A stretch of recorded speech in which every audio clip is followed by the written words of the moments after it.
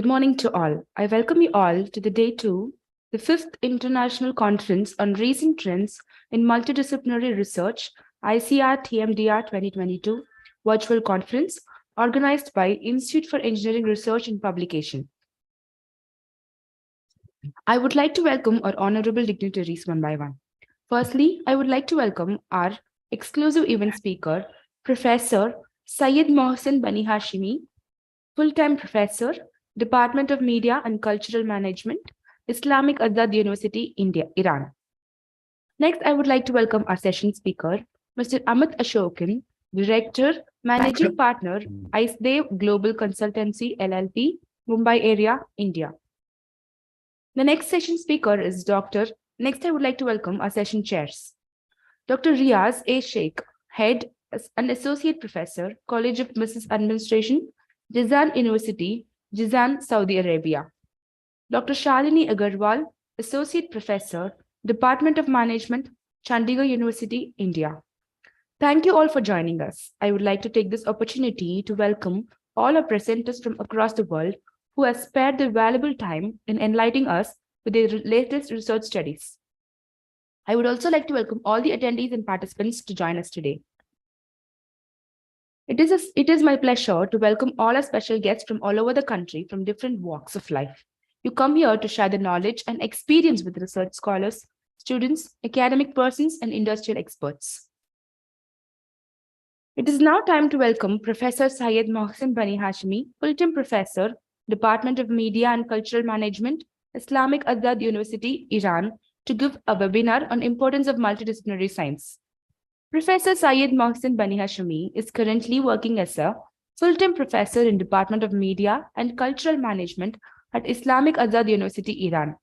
He is an experienced university professor with a demonstrated history of working in higher education industries and skilled in rehabilitation, speech-language pathology, persuasive psychology, neuropsychology in linguistics, public speaking, journalism, and media relations. Strong education and research background, he has been communication and media studies instructor, multidisciplinary professional researcher, basically speech-language pathologist and rehabilitation expert, continuing neuropsycholinguistics, then journalism and media management. Welcome, sir. Good morning. Good morning, everybody. Shall I share my screen right now? Sure, sir.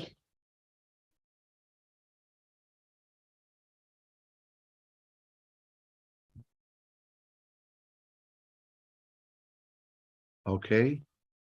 And you can see my PowerPoint now.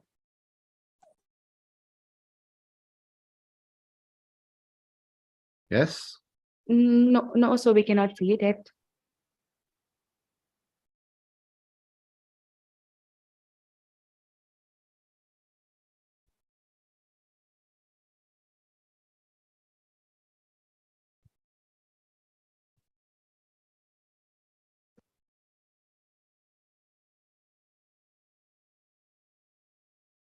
Okay.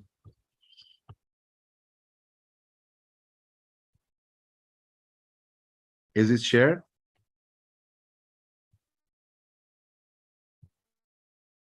Can you see? Okay. Yes, sir. Yes, sir. It is visible now. Okay. Okay. When you say I'm ready to start. Yes, sir. You can start, sir. Okay. Thank you very much. Good morning, everybody. And I'm really appreciate to be among all the scholars and experts in this conference. I would like to thank the organizers of the conference, and I am really happy to go ahead and start talking about the importance of multidisciplinary sciences, which is very important for our new civilization in this world, because when we talk about multidisciplinary and the sciences with different aspects, we are going to solve the problems better than the past. So here I'm going to start. My name is Mohsen Bani Hashimi from Iran, and I used to work in different majors because of my life, and I have started many years ago to teach in university, and after something about 34 years, now I am teaching, researching, and mentoring in university in the position that I combine different majors and disciplines together. Let's start here to mention that we need to know more about different patterns. We need to differentiate three similar patterns in this subject. The first one, of course, is multidisciplinary, and the second one is interdisciplinary, and the third one is transdisciplinary. I think everybody in this conference is good in this differentiation, and everybody knows enough about these three items. But it is the time to be honest together and say that we are attached to our discipline and do our best to attach others to what we think or we are engaged with. So all of us may be interested to put everybody, all the audiences, all the clients and the students in their own disciplines. And I call this extreme attachment to one discipline. Maybe we are proud of ourselves that we can attach others to our disciplines, majors, jobs, and approaches. But we'd better not be. Such extreme attachment to our own discipline is a concern, is a real concern, a type of attachment that does not necessarily address everything about human needs. For a comprehensive understanding of multidisciplinary approach, we should turn from our divergent character into convergent personality. So this is a good beginning for our thinking about how we can extend our multidisciplinary approach all over the world. Yesterday, when I started the conference, I also enjoyed all the presentations because I stayed till the end of the conference in the afternoon. But I mentioned that there is a very nice poem by Maulana, Iranian poet, which says, "Everyone became my friend from his own opinion. None sought out my secrets from within me." As I know, as I have passed my academic life, this very simple sentence is completely important for our life ahead. So many of us think about other sides of the world from what we think and what we have, and from our majors, from our disciplines, from our jobs. So here I would like to tell you a story from Masnavi done by Maulana in Iran. And I say, perhaps you have heard of the story of the elephant in darkness. Here, I'm going to tell you the Iranian account of the story. I have heard that there is another account, Indian account of this story too. A group of people were about to discover an elephant for the first time, albeit in a dark room. Once in the room, each of them touched the part of the elephant's body. they revisited their marvelous discoveries outside the room. The person who had touched the animal's legs spoke of the elephants as a giant column. His friend who had got hold of the poor elephant's trunk insisted that it looked like a huge water pipe, and the third person was sure that what he had felt had been a gigantic fan. He must have touched the elephant's ear, of course. This story can be a metaphor for our talking about multidisciplinary approach and what we think, what every individual think about multidisciplinary approach. Multidisciplinary approach need couple of elements to be more effective. Here I would like to mention some of the important factors. One, we need effective communication skills. Two, believe in diversity for making unity. Three, leadership and coaching, of course. Here I'm going to talk about the mandate of multidisciplinary sciences. If we think about mandate of multidisciplinary and try to fulfilling the mandate, I want to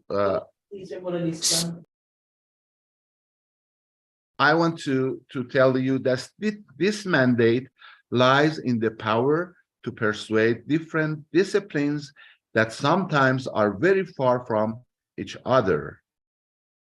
By persuasion here, I mean cultural persuasion. So when we want to start talking about multidisciplinary sciences or establishing a system with multidisciplinary approach, we need to start talking with different disciplines that may be far from each other, or they can't understand or know each other. So from my point of view, we need a persuasion technique to persuade other parts of a team to be able to join each other as a one body. And here I mentioned that I mean cultural persuasion, which I'm going to explain more. Cultural persuasion is based on the foundations of rationale of culture values and indigenous values. So these values, these cultural values are very important for our standing to establish multidisciplinary systems, multidisciplinary sciences, multidisciplinary organisms, multidisciplinary majors, or developing our educational and our for example, our technologies with multidisciplinary approach. This persuasion that I'm talking about,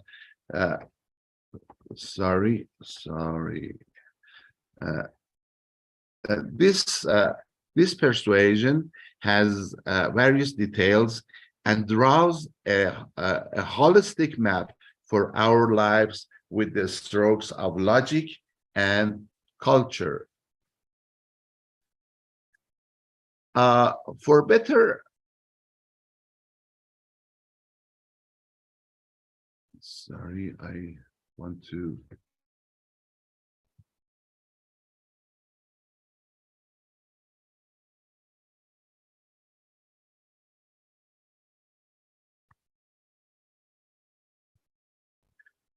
establishing a multidisciplinary system, we should be able to communicate with different parts effectively.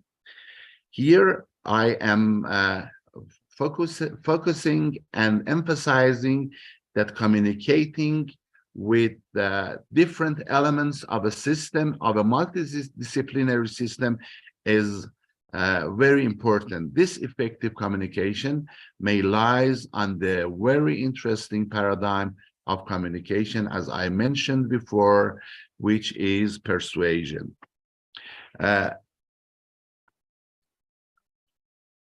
Here we may ask, how can we persuade different people with different jobs and even sometimes from different cultures, nations, and backgrounds?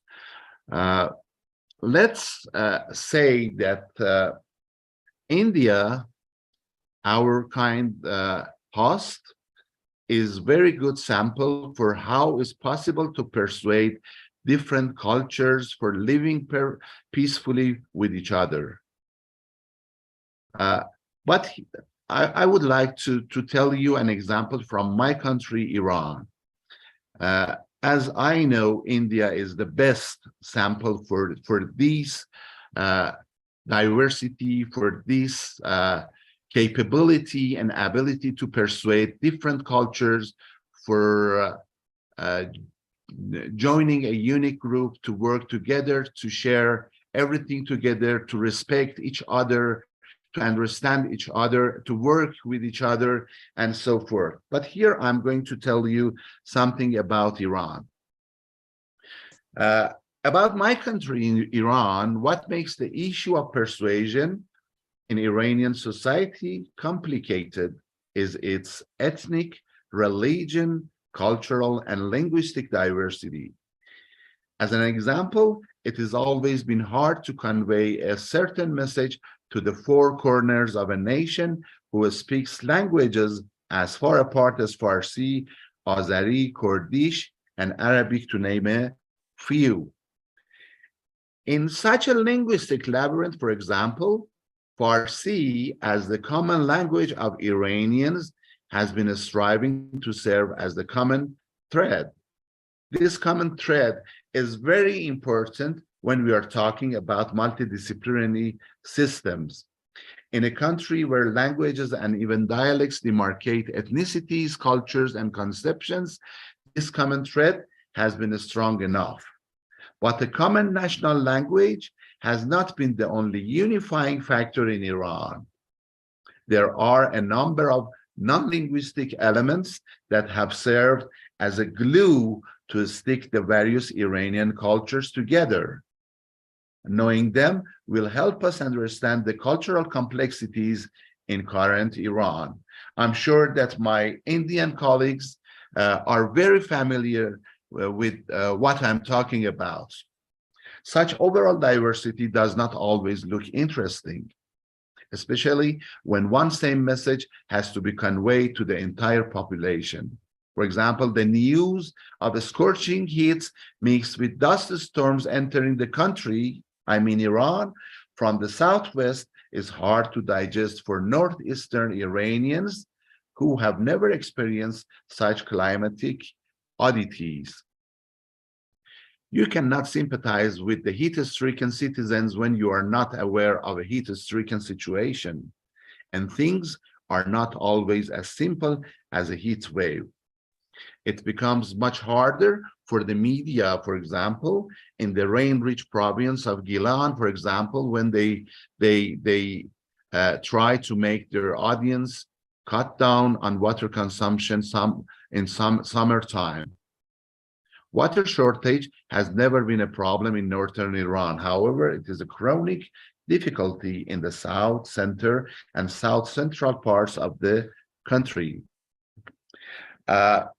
Here I have another story from Masnavi done by Maulana.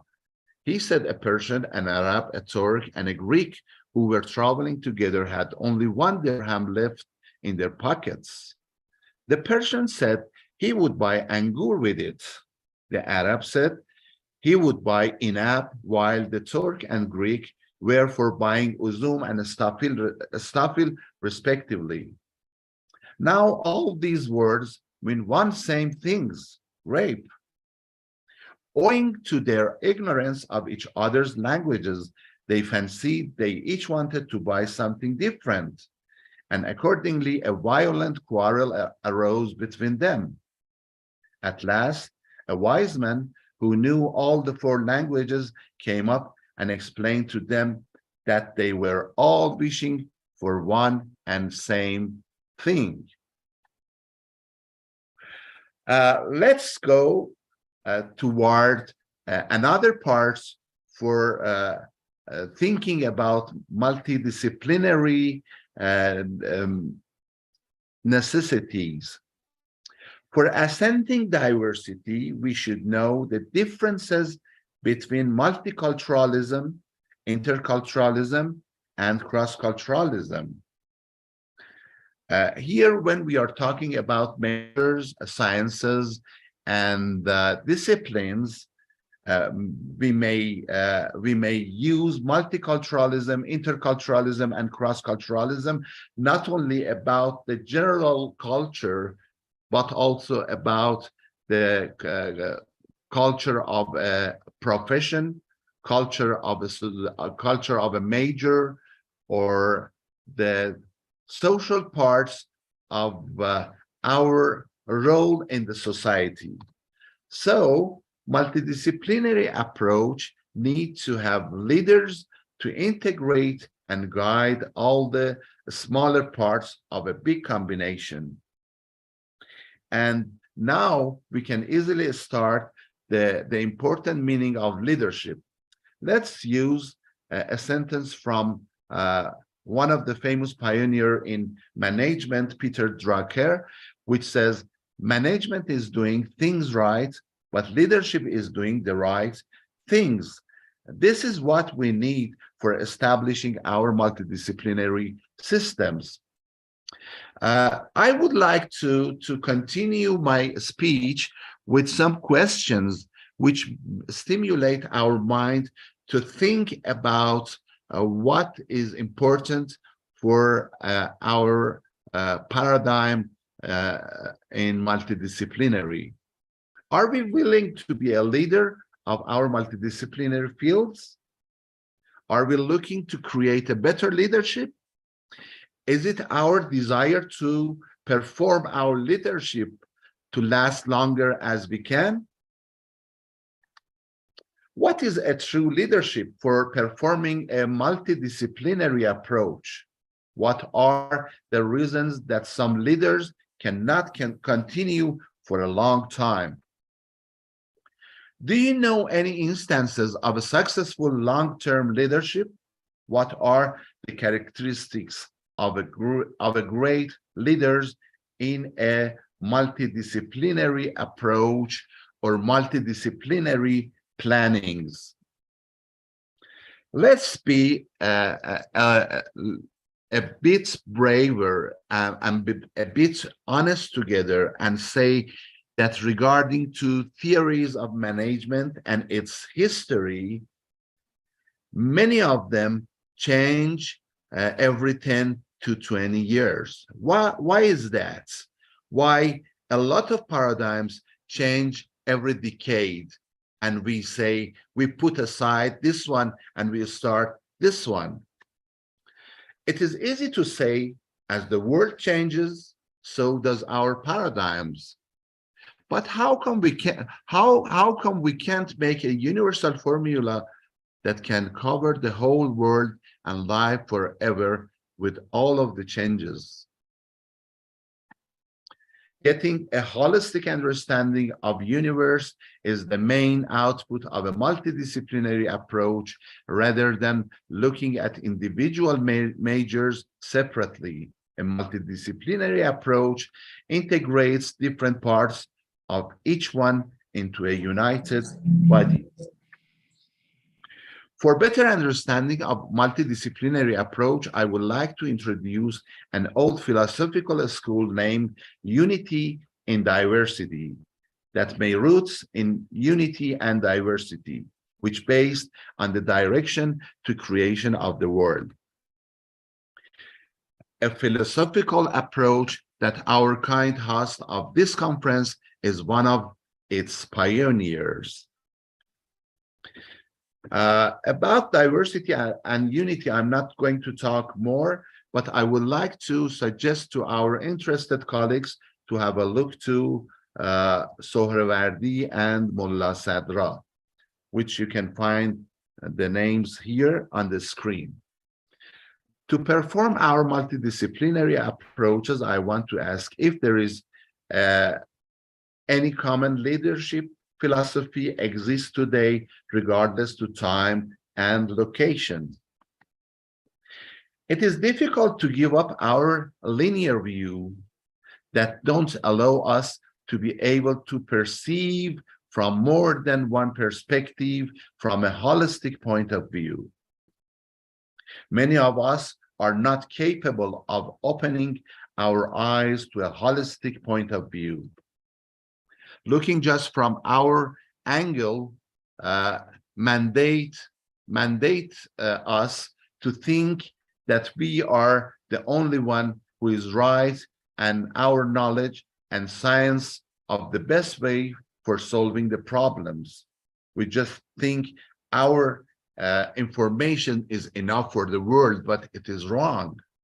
This is, again, the story of the elephant in darkness, which convey us to understand that this is not a good manner for confronting with the society, with the life. And again, this is story of elephant address that we all need a universal understanding for sustainable leadership of multidisciplinary sciences. Coronavirus has brought out the message of human faults and his shortcoming. Here, I would like to say that there is a lot of mysteries inside the sad story of Corona. That we hope it would lead us toward a better multidisciplinary management system. Remember, the same disease needs the same treatment, the same virus needs the same antivirus, the same infection needs the same disinfection. A worldwide pain needs a united world therapy. Corona showed that we are too weak and far from each other. How can we make a sustainable and impressive multidisciplinary sciences while we cannot understand even one word from each other? COVID-19 showed how much we are seeking for an integrated thinking all over the world. The more technology we acquire and the more skills we learn, the more isolated we become. And it seems that it is time for reviewing technology with cultural sciences and also make a combination to get rid of this dark isolation. We waste under the pretext of saving, but our main excuse for this isolation is cutting expenses and recovering our shortcomings. But what happened to our feelings? Our feelings are not conveyed as we used to in the past. Our feelings has been taken a backseat in lieu of various skills. I want to introduce a very important terminology, a very important term that we can use in our multidisciplinary plannings. For all of the distances and loneliness, we need a bridge, a communication bridge. And that brings an important term we call development communication, which refers to the use of communication to facilitate development of societies. It makes a new connection between leaders and members of our multidisciplinary systems in all individual and social levels. Again, Peter Drucker says something about communication, that the meaning and the importance of communication is to hear what isn't being said. We need to refresh our communication philosophy toward four main goals. This is a general model of communication for empowering our multidisciplinary sciences. In the middle, you can see the basis of communication. In the base, we have to think to how we communicate with ourselves. This is a big problem because when we don't know how we can communicate with ourselves, we will start to make problems with other parts of the world, of the universe, of the society. In the middle left, you can see that it is necessary to make good communication with nature and creation. And in the right, you can see that it is very necessary to perform, to reestablish our communication with other human beings. And in the top, we have to think about the creation and the creator. This lies and this convey us to another important factor. I would like to say that everyone here must be taught a leadership literacy to be able to start a multidisciplinary approach. Without that, we can't do.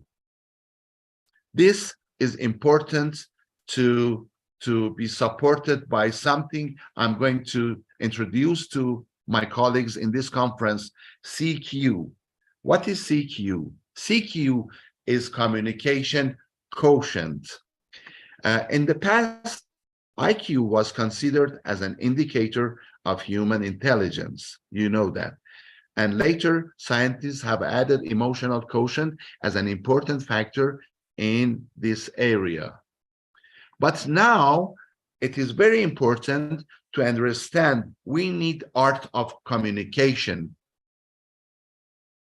Corona showed that we are very weak to communicate with each other, and Corona forced us to start communicating with each other about same problem all over the world. So this term is coming up to our sciences when we are talking about multidisciplinary systems, and we have to learn to train about communication quotient, which bases on art of communication. We have to understand others not from the window of functional benefit or instrumentalism approaches. For a better multidisciplinary approach, we need to know more about the importance of communicational approach. Therefore, for sustainable multidisciplinary systems, perpetual leadership is a capability, not a slogan, and it is a quality of guidance, not a job.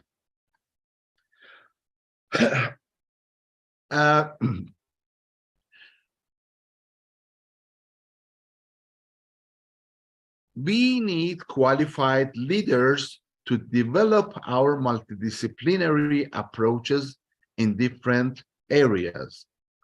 For this great takeoff, we need a capable and safe platform. All these will not happen just with talking. We need plan of action. And who has the real charisma for perpetual leadership in multidisciplinary plans? There is a valuable way for making a multidisciplinary leadership and making it sustainable in our world, which is trust. So for establishing a multidisciplinary system, we need to trust each other, to understand each other, to communicate with each other.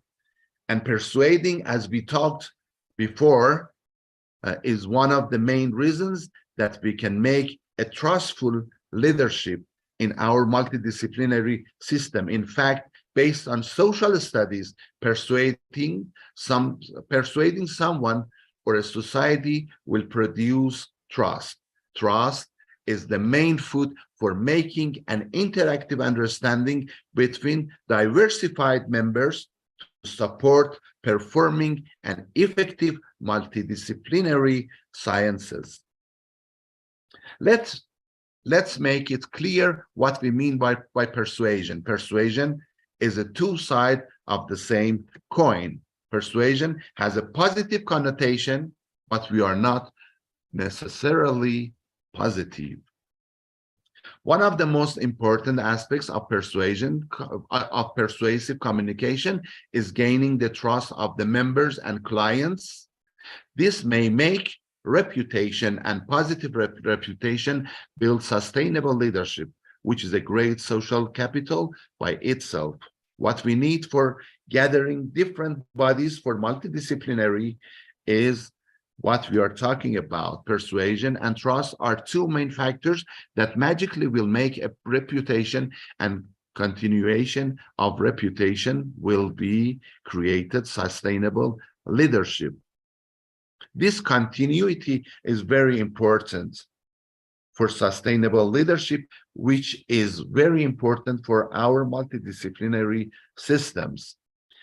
As I emphasize, as I emphasized before, in this complex chain, if we are not aware of the importance of culture, we can never ever earn a real multidisciplinary sciences for our educational and developmental programs. In fact, in order to create a proper leadership to grow our multidisciplinary sciences up, the members of our team must be convinced, and the more this persuasion is based on their values and cultural beliefs, the more serious guarantee will be for sustainability of the planned leadership. Attention to the issue of leadership from the point of view of purely economic, industrial, and technological is proven of failure of these programs, which is strategies, which these strategies will end up to destruction of resources and causes social cultural crisis. Establishing a multidisciplinary area is depending on several factors within the leaders and their assistants. One, multi-dimensional knowledge, communicational skills, personality maturity, training, and educational, of course. Leaders of our multidisciplinary systems and sciences should be dependable and trustworthy. Achieving the dependable and trustworthy would be possible if we get rid of our arrogance. And don't tell anybody, but sometimes we scholars are arrogant with others. This arrogance has roots in our power. We are powerful people because of our majors and specialties, and we need to tame our power as an important factor for multidisciplinary, and let other disciplines put their dishes on the table. The future of mankind lies in the minds of our children, who, despite having various cultures, languages, and religions, need to care for each other all over the world. We should train them through multidisciplinary approach in the schools, universities, media, and so forth. But even cultural persuasion does not directly translate into multidisciplinary. Divergent members can hardly be persuaded. Our team members need to think of common interests and concerns. They should care for human commonalities. For all these, we need to know more about multiculturalism, interculturalism, and cross-culturalism, and wholeheartedly believe that this nice earth belongs to all of us. It has always been, as I said before, it has always been hard to convey an effective message to the four corners of the world with many different cultures, languages, religions, and diversities. It is much more harder to persuade these colorful varieties.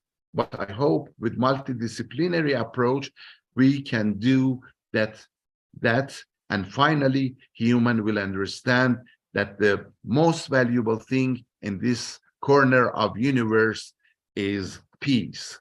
To be honest, for catching our dream for developing multidisciplinary sciences, what we need too much more than technology and skills are insight and love. Multidisciplinary sciences are the best way for thinking out of our invisible boxes of specialties. But how everybody can do that? And here I'm going to finish my presentation. Again, thanks everybody for patience and listening to me. And thank you, organizers, and have a good day. Wish you all the best for your planning, for starting new multidisciplinary sciences majors in your schools, universities, societies, and professional fields. Thank you all.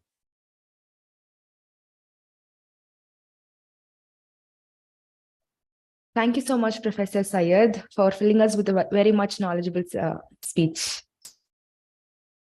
Thank you.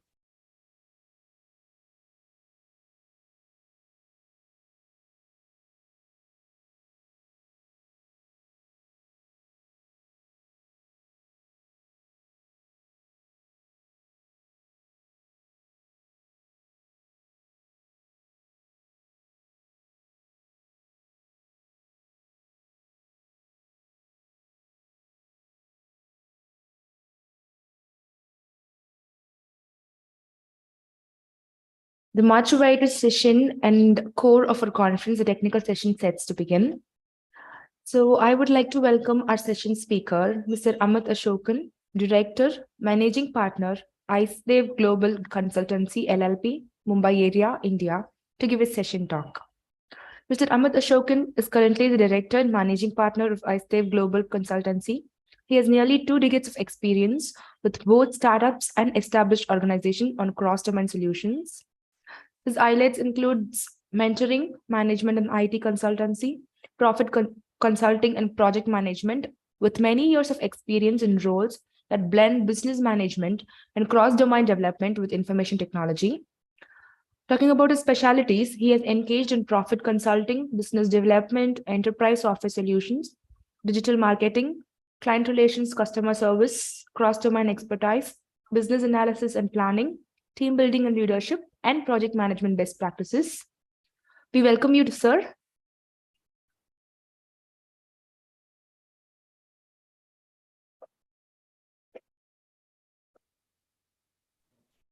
Thank you so much.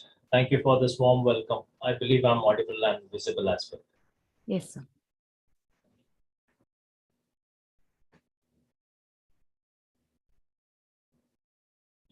So let me share my screen. I have access. Yes, sir. You can proceed with sharing your screen.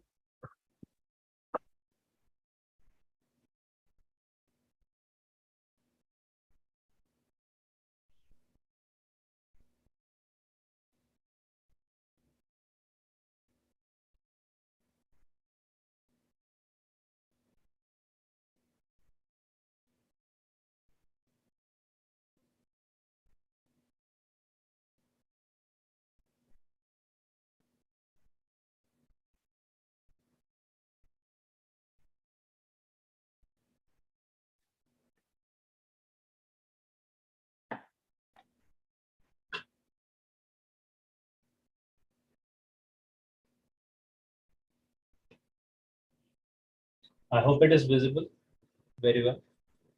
Yes, sir. Thank you. Thank you so much. So let me start.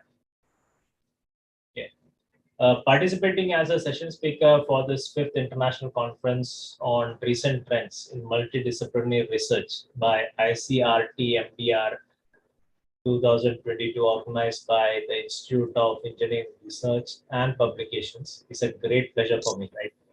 With my experience of over 2 decades in cross-domain technologies, advising directors, CXOs, edtechs, business planning cycles for various business verticals, measuring and tracking performance for business institution. This event creates enthusiasm to collaborate and grow. Okay, I really thank all the organizers. Just my screen. Yeah, thank you. Are you sharing anything on? And thank you so much, Professor. You had given a great insight on the diversity, unity, and the peace. Yeah, across. So also, I would like to note that IFERP's contribution towards multidisciplinary research and development plays a vital role in developing the formulating research strategies. Okay, I wholeheartedly appeal to all participants to move forward to conduct further advanced research in multidisciplinary technology and cross-domain scenarios. I would especially like to thank the organizers for their extraordinary efforts to make this an exceptional, exciting, and successful scientific event.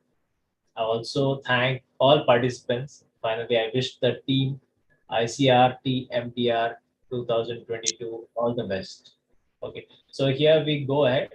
I think my screen is quite visible. I'll just introduce my company details. Like, I think that would be the best way forward. At AGC, that is SDEV Global Consultancy, our goal is to value add using consulting and data science technologies and projects, obviously. So we move ahead to build profitability for our partners. All our collaborations are through past referrals. We had minimalistic advertisement spent over the years. So if you could just check out, our website is still in progress. We are making a lot of changes there. So all our traffic is driven through LinkedIn or say through research team members across. So coming to next, we have got exclusive certifications. As a consultant, we are certified on multiple cross-domain technologies. And we have like, this is my certifications actually, Masters in Mumbai from Mumbai University, Management Development Program from very prestigious universities across, project management certification, Microsoft Certified Professional, IBM Certified Professional. Is it audible?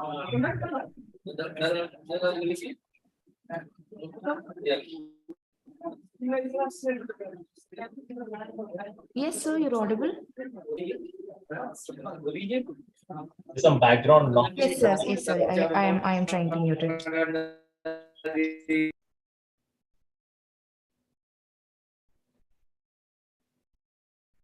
Thank you.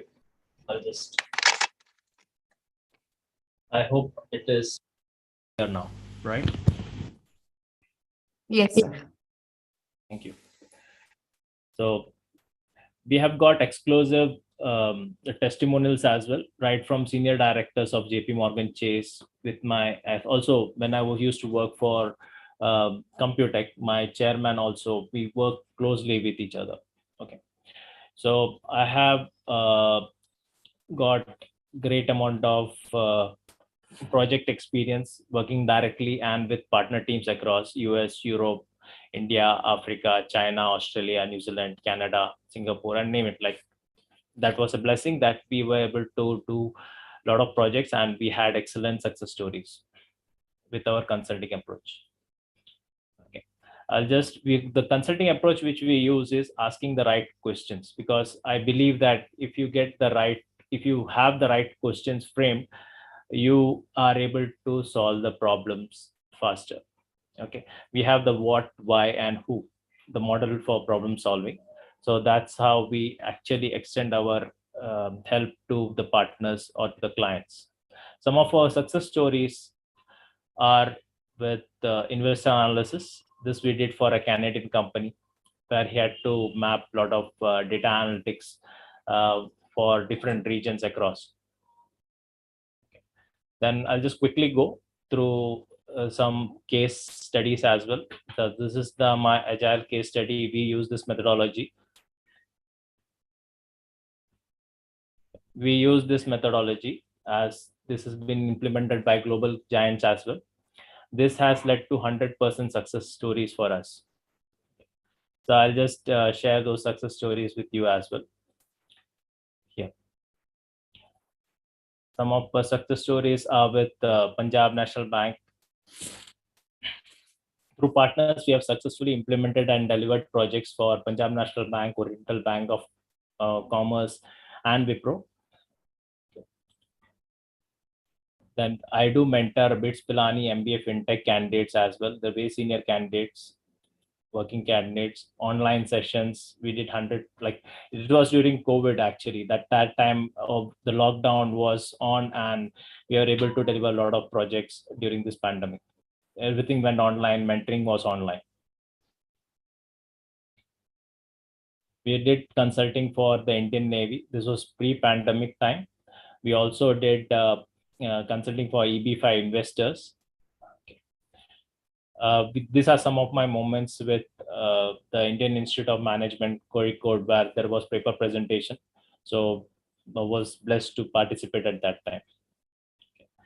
And this is my earlier moments with personal earlier moments with Team IBM at Africa, East Africa region. And this is my special moment with my director, my guru, Mr. Debashish Chatterjee. So let's get into the action. I hope I've set the context right. So if I'm sharing something, I actually walk the talk. Okay, this whatever experience I'm sharing right now, I delivered it. Okay, I started out as a software engineer, say around in 2003, and so we was working parallelly along with my college projects and all, and then moved out to some great organization like Ingram Micro and name it. Then it was a great scale up going on. Okay, so before we start the topic, I just want to know that we as intelligent humans are better, right, at learning from our mistakes, and we ideally can do a path correction always, right? We understand the importance of technology across all sectors. Now, technology is a driving force in financial sector as well. Okay, in our agenda, we are sharing classical case of 2018, why transformation failed. You see, there are a lot of project transformation which fail because of some reasons, right? I'll share those reasons with you. Then I'll talk about the research and implementation in the finance sector. How do we go ahead with that? We need to identify the right methodology. Okay. Then we'll work out and we'll check out like why we need to treat data as an asset, because this every day we are actually creating many touch points, right? From your mobile phone, the moment you wake up, the moment you message, you have a touch point. The moment you travel from one location to other, the touch points are created and data gets uploaded always. And there are a lot of IoT devices, lot of marketing softwares which track you, say ideally cookies and all. If you are making an online search and all, you just check these days, there is some laws as well applicable. So you have the right to the privacy part. Okay. Then we'll check on the research and technology skills. You need to identify the right skill. As a researcher, always we end up doing a lot of readings, right? Along with that, I would, that is my way of going. Like I actually used to have hands-on, like right from starting with coding basics, algorithms, then going ahead with small projects, then building up on top of it, like adding up more modules to it and making it as a complete project, delivering it to the client. Okay. We also will work out on the use case of banking and insurance sector. We'll just check out some banking use case as well as insurance use case. And then finally, if you have any questions for me, I'll be ready to answer. I'll be happy for that. Okay, so let's move ahead. I hope my voice is clear, audible, and the screen is visible as well. Yep. Okay. In between, if you find any challenges, you can just text on the chat box, please. Okay. So why main why so many high profile digital transformation fail. Okay, now with reference to Harvard, this is a classic 2018 example, and this is relevant even today. Okay, there was a review by Mr. Thomas and Mr. George stating many of the digital transformation fail, that implementation doesn't occur properly. Okay, so digital is not just a thing that you can just buy and plug into any fintech establishment or to any organization. Okay, you have to understand the problem statement. This requires a good amount of research and analytical skills. Okay. So you have to identify the problem statements. I'll just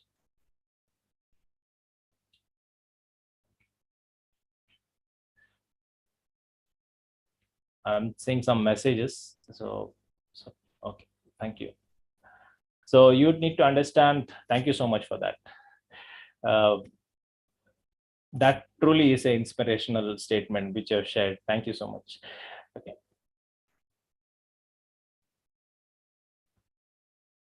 Okay. So digital is not just a thing you can buy and plug into any fintech establishment, as I said recently now, right? So you need to understand the problem statement. This requires good amount of research, analytical skills. Then we need to be careful about what research need to be done. Okay, and senior leadership with the technology and hands-on skills can drive it better. So all the leadership team members over here, I actually comment on this, like we need to be technologically savvy. We need to learn coding. Okay, because that will actually get us to the next level. Okay, now projects are not just plug and play. Okay, so it's an ongoing process. It's an ongoing process. There is a change the way you do business. The ongoing process, there's always a change, right? You need to have the right skill set. You need to require the right mix and match, right skill set. It's an ongoing process. It requires right mix of people, machines, business process, and all the connectors which you need for a proper project to be delivered. Okay, and this requires continuous monitoring as well. Like you should be having like if you're on the top, you should have an eagle's eye view on what is happening at the ground level. There can be firefighting situation anytime. Okay, you need to know the process in and out. Okay, so that requires continuous monitoring and intervention to ensure that both digital leaders and non-digital leaders are making good decision. Okay, there are well-tested methodologies which also need to be followed. So we need to identify the right methodology. So how do we go about getting to the right methodology? So the right methodology generally requires we need to deliver frequently instead of days and months, because this is highly competitive market, right? So it's highly competitive as well as requirements can change at any time. Okay, so we need to deliver frequently instead of the old way of doing it. Okay, so ideally I would say that a weekly release will help out, like customer satisfaction by early and continuous delivery of valuable software, say a mobile application with just one feature activated, and rest of the features you can develop on the go. Okay, in next sprints, say after week release, you can work on.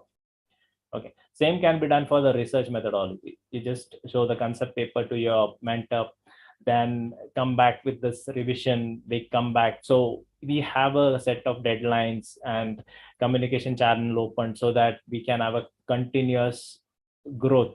We see progress much faster. So working software is a primary measure of progress, right? Similar is with our research methodology or case studies which we submit. So that need to be a continuous attention to technical excellence and good design as well.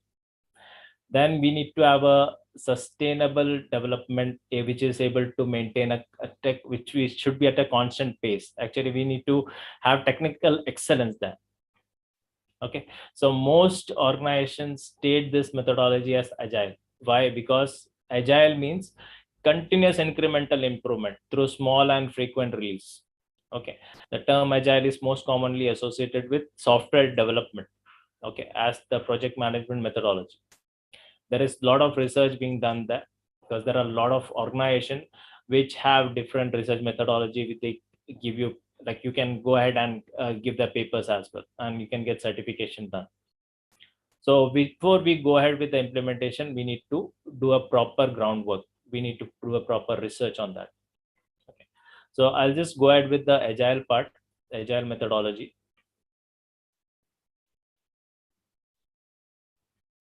So we can use agile methodology for research and development, for data science project management as well. So agile is actually a perfect way to go ahead, because there are some research for that, because researchers like data scientists or business owner agree on a high level requirement.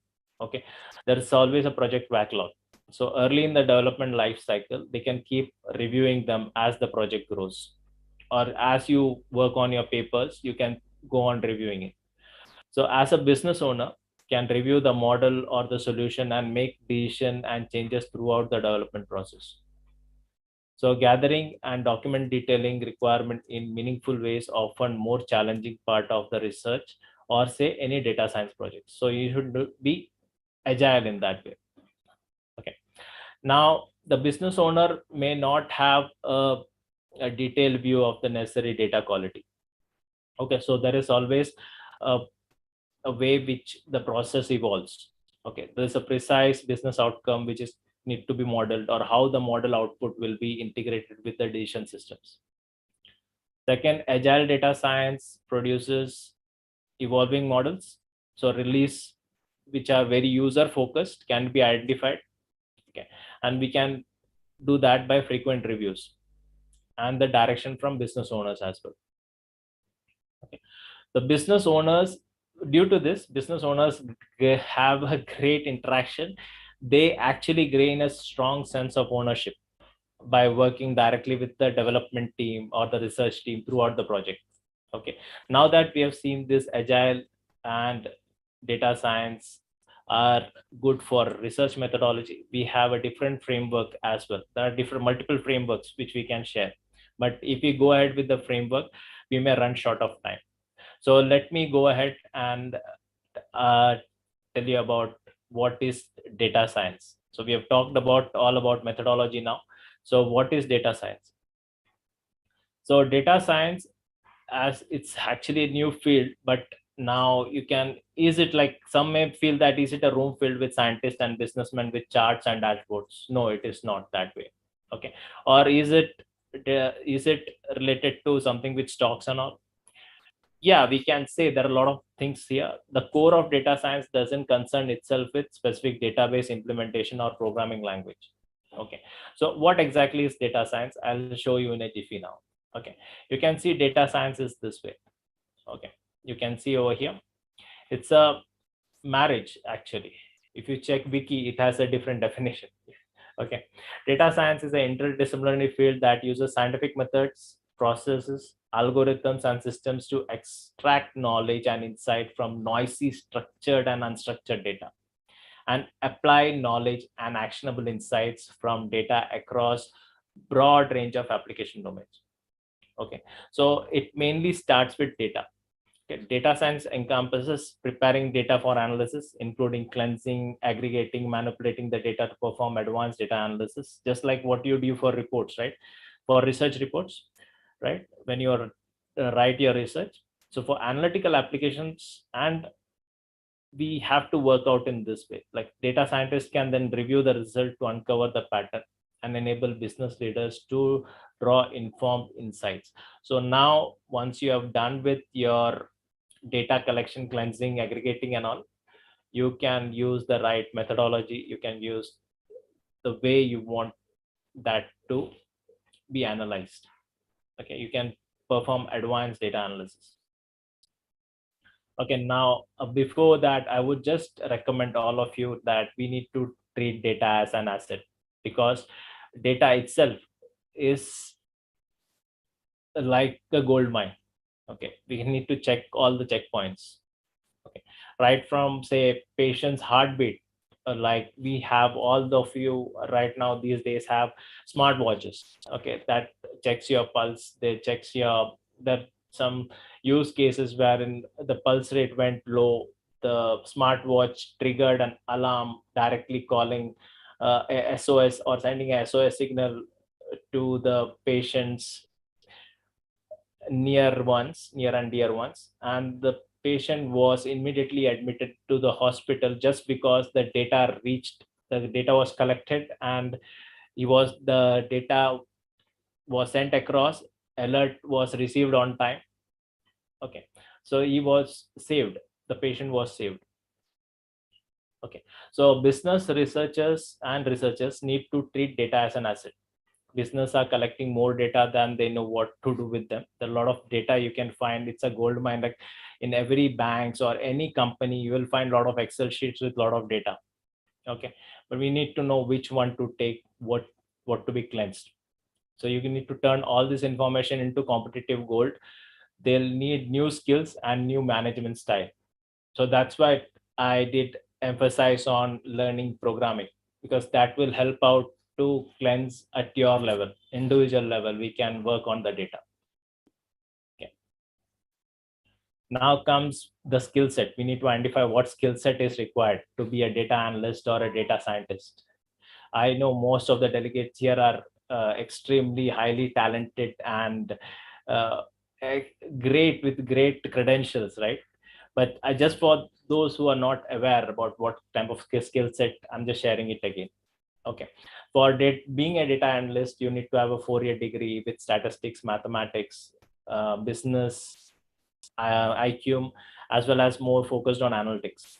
They should have a strong verbal and written communication as well. Yeah, STEM background, programming background will be a great value add for data analysts. Now, for data scientists, they are normally preferred like those who have doctorates or masters in statistics or computer science. STEM background, again, they should have analytical skills, machine learning, software design, development, data warehousing. If they have no data mining, good experience with Python, it would be a great value add. Okay, experience in creating data architectures, that is a plus point. Okay, those who want to be a data scientist, or those researchers who want to just focus to be a great data scientist. There's new term coming up in recent, which I can recently I've seen that there's a new term called business scientist. So they understand technology, business, and they have the research skill as well. Now, if you check on LinkedIn or details for me or any other data scientist, okay, how to be one, I have qualified for the above criteria already. So if I'm able to consult and be advisory for banks, defense, FMCG, and many sectors, I thank Divine for that, and for all my friends who have been constantly supporting me. Okay, so you can just get connected on LinkedIn, check out the job profile or the skill set which is required, and upskill. For all researchers, it's a great go ahead that way. You can have a walkthrough online. Okay. So next I want to share is the use case for banking. So let me give you an example of a banking system where we need to do extensive research as well. Now, core banking solution is a new jargon like frequently used in banking circles, right? You will find core banking and all. Now, those who are not from the BFSI, it will be a new term for them. Now, the advancement in the technology, especially internet and information technology, has led to the new ways of doing business in banking. Okay. Now, these technologies have cut down the time working simultaneously on different issues and increasing efficiency. The platform where communication technology and information technology has merged to suit the core needs of banking is known as the core banking solution. Now here, the computer software is developed to perform core operations of banking, like recording of transactions. Say you have a passbook, you want to have this maintenance done, or you want to have an interest calculation done of loans and all. You can check it online.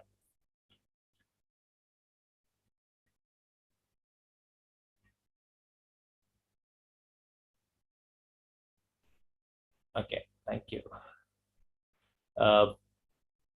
Just let me complete it, then we'll come back to the questions. Yeah, we'll just come back to the questions. Definitely. Thank you so much. Okay. So we were at we can see the recording of transaction. We can check out the updation of our passbook, interest calculation, and all. Right now, this software, core banking software, is installed at different branches of bank, and they are interconnected by means of a communication line like satellite, internet, or telephone. It allows user to operate accounts from any branch. So if you are in Arizona, or you want to check it at California or Dallas, anywhere, you can just go check it out, because we have core banking solution across. Okay, you can get a passbook updated from across the banks, any banks. Now this new platform has changed the way banks are working. Now, Gartner defines a core banking system as a backend system that processes daily banking transaction and post updates to accounts and other financial records.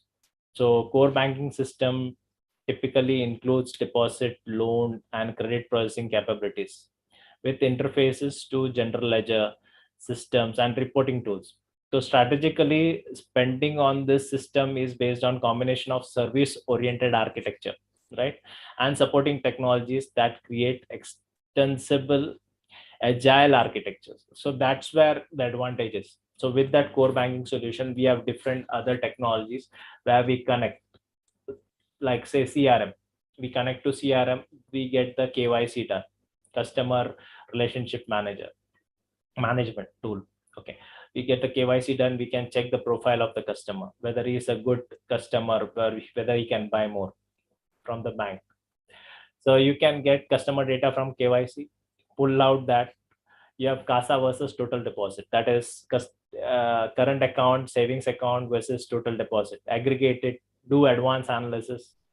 You can cross sell to either the individual or to the company he works for, because banks have the old data. So have you heard any time that you get some credit card calls, right? You have a good score, so those are all related, because they see your spending habits, your credit score also increases. Those are all data touch points which are being accumulated, and it's used for cross selling. Okay, you may never find a credit card company calling somebody who is a defaulter. Okay, so those touch points are getting updated always. So most companies use it in the field of risk management. Okay, it's analysis, so you are able to manage customer portfolio easily actually, for the trend analysis, identifying the patterns.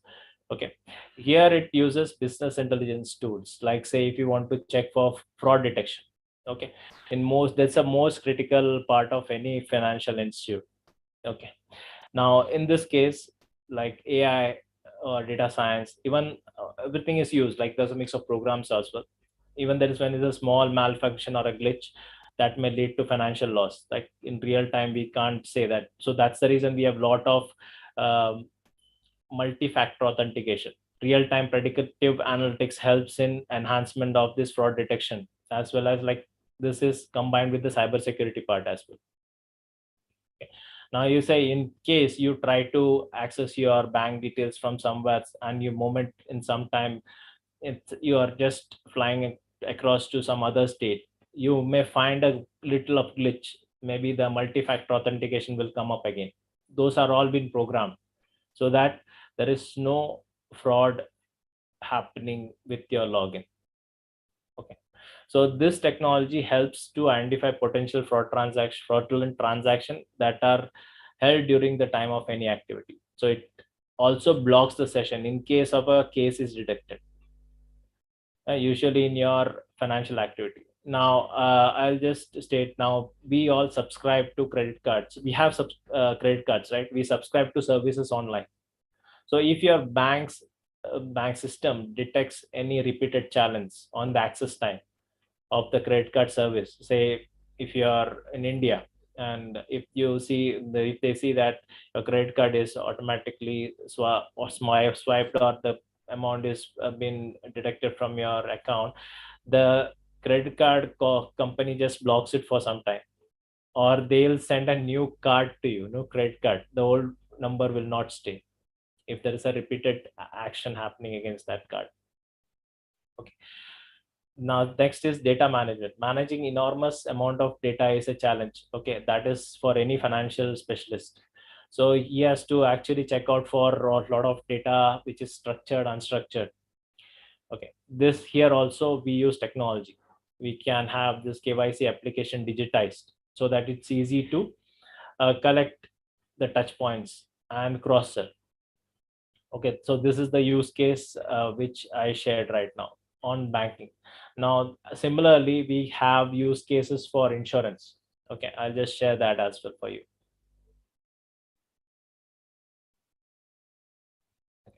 So insurance, what happens with insurance? Anyone would like to share any view on that? With insurance, let me complete and I'll just share one scenario right away. I have just in my mind now. Okay, so most companies are now customer centric, right? Okay, so it's not a push market like there was like earlier days. We have to have a push market, right? Push means the sales guys always used to run behind the clients, and they used to give the insurance and the premiums are paid and all. So now many insurance company has excelled in the digital part. Now digital strategists and analysts are directly reporting to the CMO of the bank or of the insurance company. Now with the help of critical touch points using data science, they are able to check out which insurers need to pay more, or who is more likely to, like if you see, so if I go like somebody who is working in a high risk area, maybe in some African country where the crime rates are high, the insurance company never give them insurance because they say that this doesn't come in our geography. Like it is, we are not authorized to give insurance to this somebody who is working in this location. Even earlier it was that astronauts were not given, like there were a lot of other cases, but now it is changed. But earlier high risk jobs were not given insurance, or high risk like if somebody crosses 70, insurance like their premium may be too high. So the policy, I'll just even give you an example. Say policy for a 20-year-old person, the premium will be different if he is or she is healthy rather than an individual who is a smoker. Now, how do they collect these points? This is through their health records, through the tests which they carry out. So risk cover will be different for individual with medical history. So all this they are able to do at a jiffy because they have this data collected in the database. They have AI ML programs which check out different options and they give out the premium, like what premium exactly this customer need to pay. So all these are due to high amount of efforts done by you researchers to improve the algorithm and create such technological advancement. Okay, so that is all about the policy type and the risk cover. So now I'll just keep it open for any questions. So I can see one question on the chat. I'll just address that. Can I ask you a question? Yeah, please go ahead. I hope my use cases were helpful. Is it okay, Doko? Sir, Amit? Yeah. Yeah. I am from the Philippines. I belong to the College of Business Management. That's the reason why I'm so interested with your topic. So data mining is indeed a modern trend now. And my question is, how will you help academic institution, a very big business, with humility? Thank you. Sorry, I didn't get your question. How will you tell the academic team? Yeah, you have a very big company, data mining and data management. In fact, some of my cousins are working WinPro. My question is, it's a big company. How will you help the academic institution? Thank you. Okay. How will you reach out? How will you reach academic institution? Okay. Yes, yes. Thank you. Yeah, thank you so much. So academic institution, for any thing to access, like I need to understand the pain point first. So in your academic institution, what exactly are you looking for? Is it the any pain point you're referring? Say that you need to check out how many candidates have are successfully placed. I'm just giving you an estimate, like maybe an example. How many candidates have uh, are being placed in good companies, or how many uh, companies come and visit, and what is the turnaround, how many candidates get job from your academic institutes. So for that, what we will generally do, that you can use open source, or there are a lot of desktop version software available right now in the market. So based on the candidate's performance, like if it's a candidate having good CGPA scores, they are submitting research paper on time, they are participating in hackathons, they are taking eager participation, definitely they are actually one step ahead. Are they doing certifications? If you get all those touch points, so you can predict this candidate is a, it can be placed, or they will get some opportunity very soon, they'll able to crack the interviews, right? So this is one part. So you need to know, you need to have that data with you. So it all depends on the data. So as company like me, I want to help out an academic institute.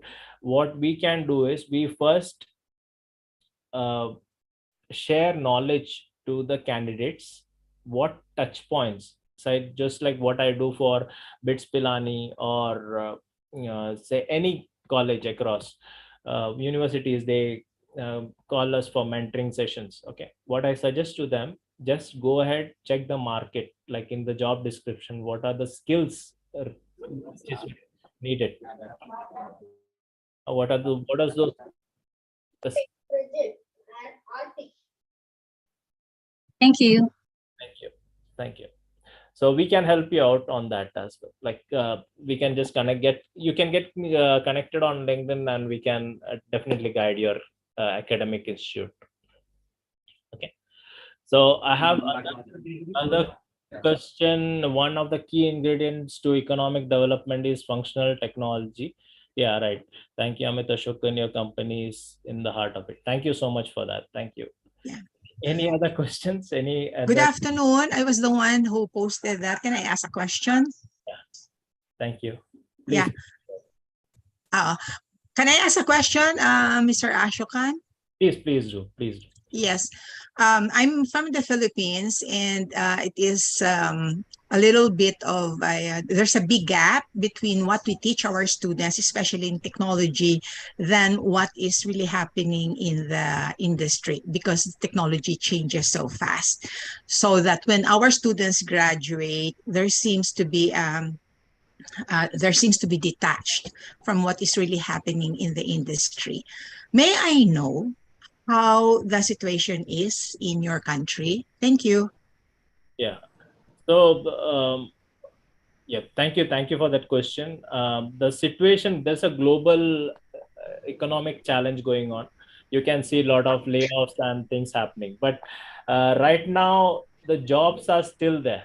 There are people that the companies really need good candidates to work on projects. Okay, so now for academics, now you say if candidates are still learning the old technology, it's not a problem. They should actually skill them up. They have to. Thank you for muting that. Thank you. Yeah. So I'll just repeat, for candidates who are just in the college right now, I would recommend, apart from learning there, they should be very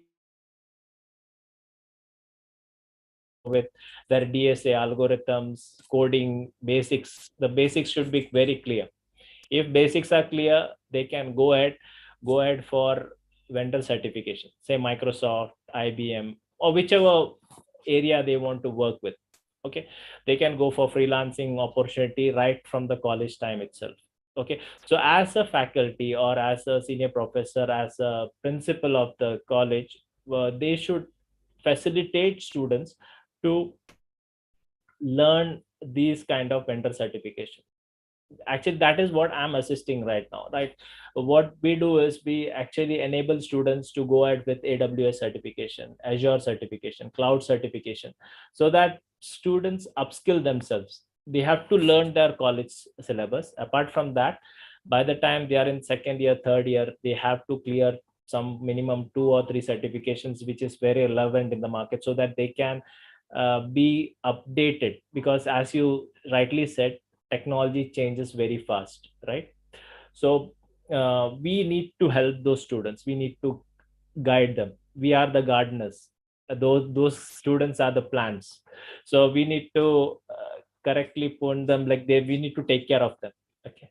So I hope I answered your question. So if you think that you have to actually identify, out of 100 students, you will find 20 of them excellent. They want to excel in life.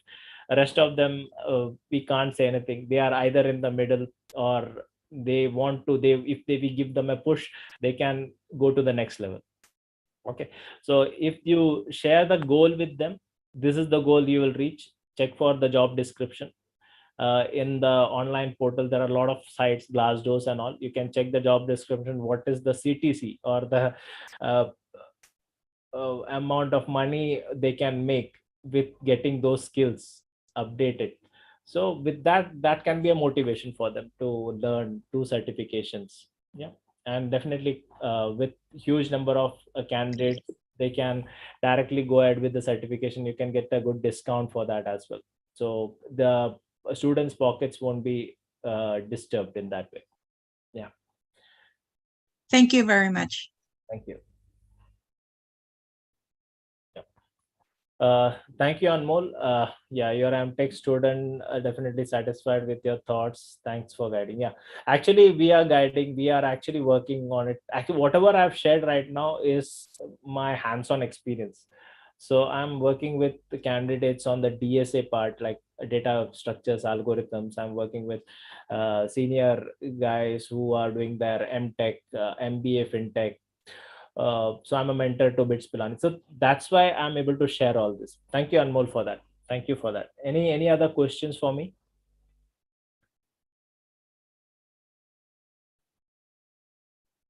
Any other questions?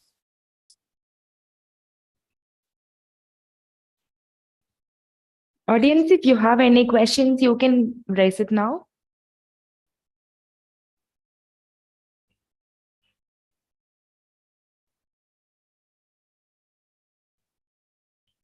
I think that's it, sir. Yeah, thank you Yeah. so much. I would especially like to thank the organizers for their extraordinary efforts to make this an exceptional, exciting, and successful scientific event. And I would also like to thank all the participants. Finally, I wish that this team, ICRTMDR-22, all the best. All the best to your technical presentation. Okay. Thank you so much, sir, for such a knowledgeable and interactive session. Thank you. Thank you. Thank you so much. Thank you. So now it is time for us to move to the technical session 3. I welcome all the participants to technical session 3, finance, business, management, economics, and accounting. So we are creating a breakout room. All the requests belonging to the technical parallel session 3, you will be entering the breakout room. You will be assigned to the breakout room. So I ask everyone to wait for it.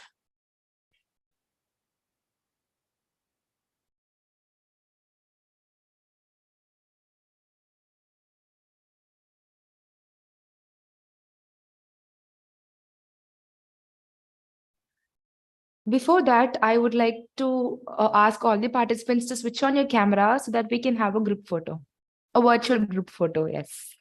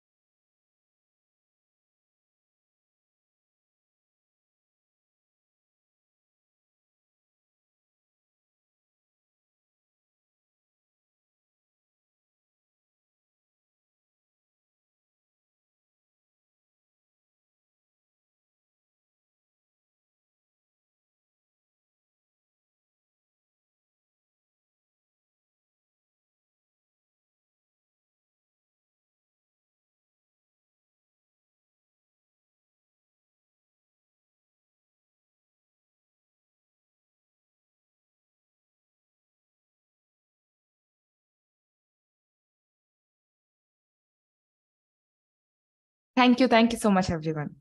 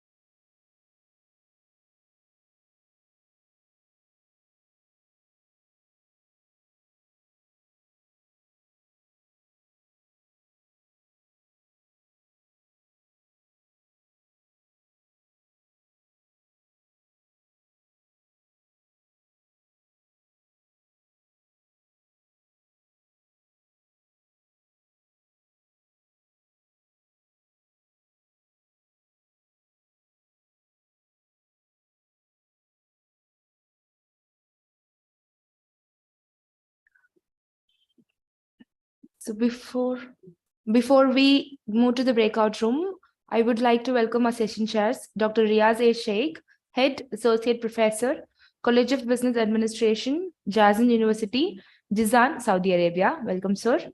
And I also welcome Dr. Shalini Agarwal, Associate Professor, Department of Management, Chandigarh University, India.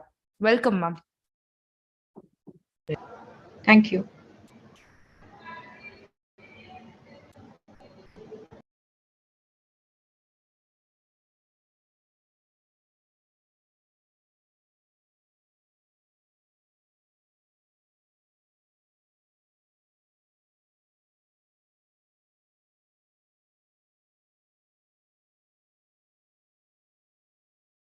The parallel session 3 will be commencing in few minutes. I request all the participants belonging to the session Finance, Business, Management, Economics and Accounting to move to the breakout room. You have an option called breakout rooms and you can join the breakout room. And the rest of the participants belonging to the session, technical session 3, can remain in the main room. Ma'am, where do I have to stay? Ma'am, you can stay in the main room, ma'am. Fine. Right.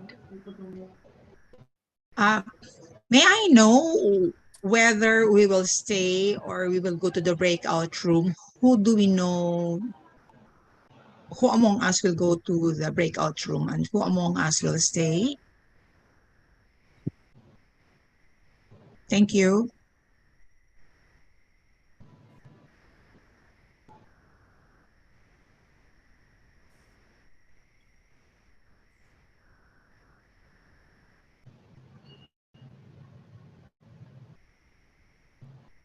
I'll read out the participants' name who will be presenting in the main session. You can stay in the main room, and those participants who will be presenting in the technical session 3 can move to the breakout room. And listen about the listeners, you can either stay here and listen to the presentations, or you can also move to join the breakout room and listen to the presentations there. So as far as the participants concerned, Moraya P. Sansalini, Orlando Carmelo, Emerisa C. Luna, Marisa Esquizon, Teresa Balados, Kogila Narayanaswamy. So you are the participants that will be presenting in the main session.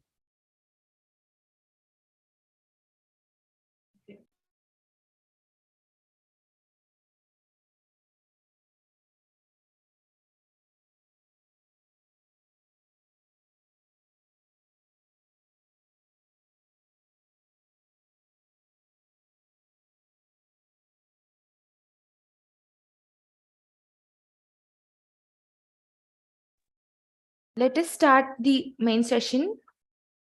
For the first presentation, I would like to welcome Moraya P. Sansilini to present on Financial Model, a practice tool for financial management practices of micro enterprises in Ifugao, Philippines. Welcome, ma'am. Yes, ma'am. Thank you for that. Let me share my screen.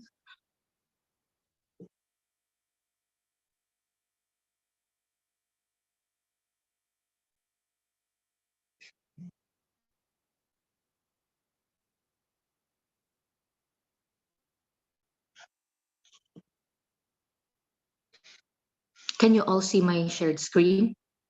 Yes, ma'am, we can. Okay, thank you. The title of my research study is Financial Model, a practical tool for financial management practices of microenterprises in Ifugao, Philippines. I'm Mariah P. Caplini, PhD. Actually, I'm a graduate of a PhD in business management and a licensed professional teacher. And I'm currently employed in Ifugao State University. And my current research are more on financial management, business management, and financial reporting and analysis.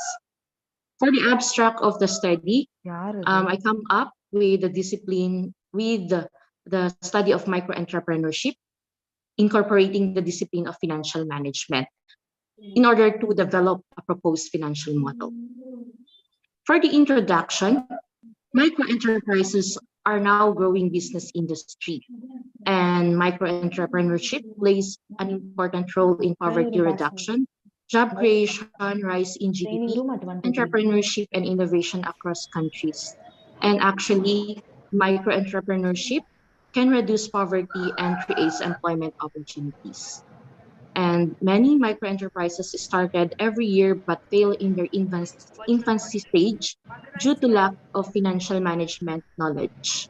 Now, the present problems of microenterprises in this study is that poor financial management, such as lack of financial planning, limited access to finance, lack of capital, unplanned growth, low strategic and financial projection, excessive fixed asset investment, and capital mismanagement.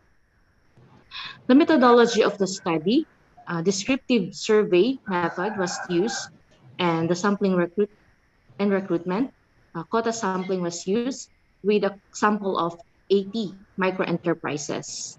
And the procedure, the researchers sought an approval from the Department of Trade and Industry in Ifugao, Philippines to check on the list of microenterprises, and the approval from local government units to conduct the study, and sought consent from key informants or the respondents, and administered the survey questionnaire. And the statistical tools or tests used are frequency distribution, percent, mean, standard deviation, and for inferential questions, t-test, and ANOVA. For the results of the study, in terms of profile of respondents, most of the micro-entrepreneurs are female, age 40 to 49, married, Tuali tribe of Ifugao, Philippines, college graduate, owners of business, never attended trainings, and have technical field backgrounds. As to business profile, they are engaged in trading and service. They are all, so most of them are sole proprietors. They started in early 2000, more than 10 years in existence, with an average employees of 4.31, and the beginning capital with total assets, annual sales, annual net profit, annual liability, and ending capital with less than 0.5 million. The level of financial management practices are as follows: accounting information system, financial reporting and analysis, cash management, accounts receivable management, inventory management, current liabilities management, fixed asset management, and financial planning. And as to the results, it shows that micro enterprises highly practice cash management, but slightly practice fixed asset, and they also highly practice current liabilities management. The differences in different areas of financial management when grouped as to profile, as you can see, financial management practices significantly differ in age and in position in the business, and even the training. So it has an influence of respondents' profile of these three variables on the different areas of financial management practices. Also, the differences in the different areas of financial management practices when grouped as to business profile. Um, Financial management practices significantly differ as to type, form of business, the start of the business, length of business operation, full-time employees, beginning capital, asset, sales, profit, debt, and ending capital of business. So it has influence on the financial management practices. Studying the financial management practices, the micro enterprises face a lot of challenges, and these are the challenges: lack of networking opportunities, lack of access to finance, and inadequate government support, and the rest are others. And studying it, this is a developed proposed financial model.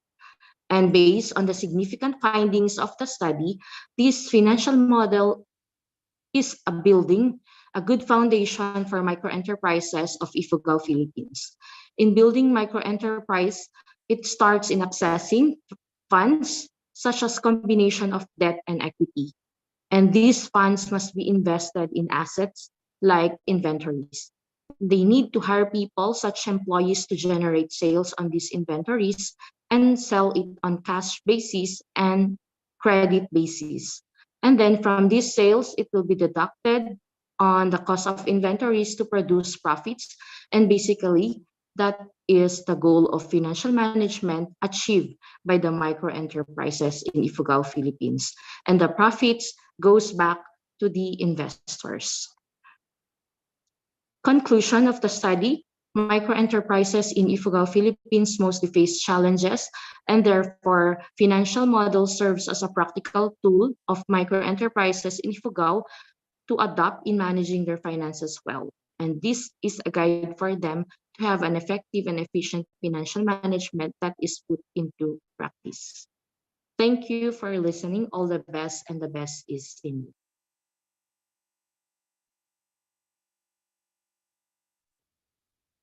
Thank you, ma'am. So, do I need to tell something? Yes, ma'am. If you have any questions, you can. Okay, Mariah, that seems to be a good project. But I have just an apprehension about the slides where you have written significant, insignificant. Can you move to that slide? Significant. For a while, ma'am. I think last second or third slide, if I'm not wrong. For a while, ma'am. Okay. And is there any model that you have applied for your test and like that? Any model that you have applied in your paper? None, ma'am. But I applied this. I just developed this proposed financial model. I'm sorry, I cannot locate. It's okay. Acha, it's okay. But I just wanted to tell you, ki, like, you just have certain good model into this, and then I think it will be much better. You can use some high, like you can use some SEM and something like that. Like, I want to know, like, what is the test number of employees, full-time, part-time, significant, non-significant? What is that you have done it from here? You have applied which test here? Yes, ma'am. Yes. I applied T-test for the differences of this full-time and part-time, a number of employees. because it has two groups, that is full and part-time. So it turns out that full-time employees are significant than of the part-time employees. With respect to what? This is with respect to what? To the levels of financial management practices. Okay. Presented a while back. Yes, ma'am.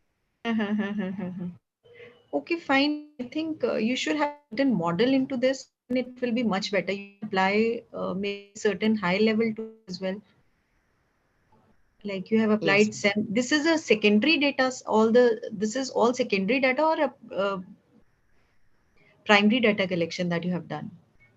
These are all primary data because it has been undergone as a survey to the respondents. But annual net profit, profitability, annual sales, this must be secondary data, I feel. Yes, ma'am. Okay. Anyways, thank you so much. Thank you. Improve Thank you upon. Yeah. Fine. Thank you so much, ma'am. Can we move on to the next presentation, ma'am?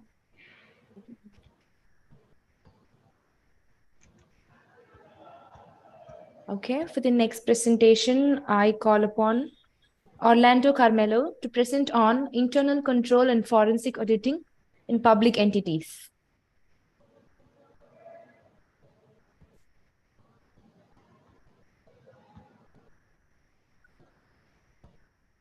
Do we have Orlando Carmelo or any of the representative of the paper?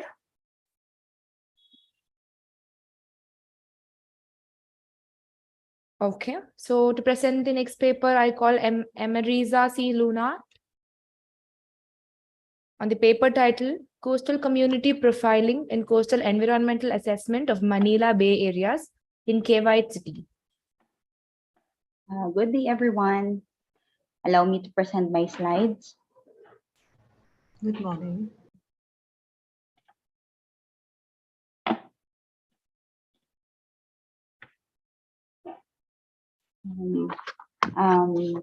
Mabuhay, I am Miss Emerisa C. Luna from Cavite, Philippines, and it's an honor to present to you the research that are funded by our university research grant entitled Coastal Community Profiling and Environmental Assessment of Manila Bay Areas in Cavite City, headed by yours truly, Miss Emerisa C. Luna, together with the chairperson of Department of Information Technology, Miss Alma de Fiesta, and our campus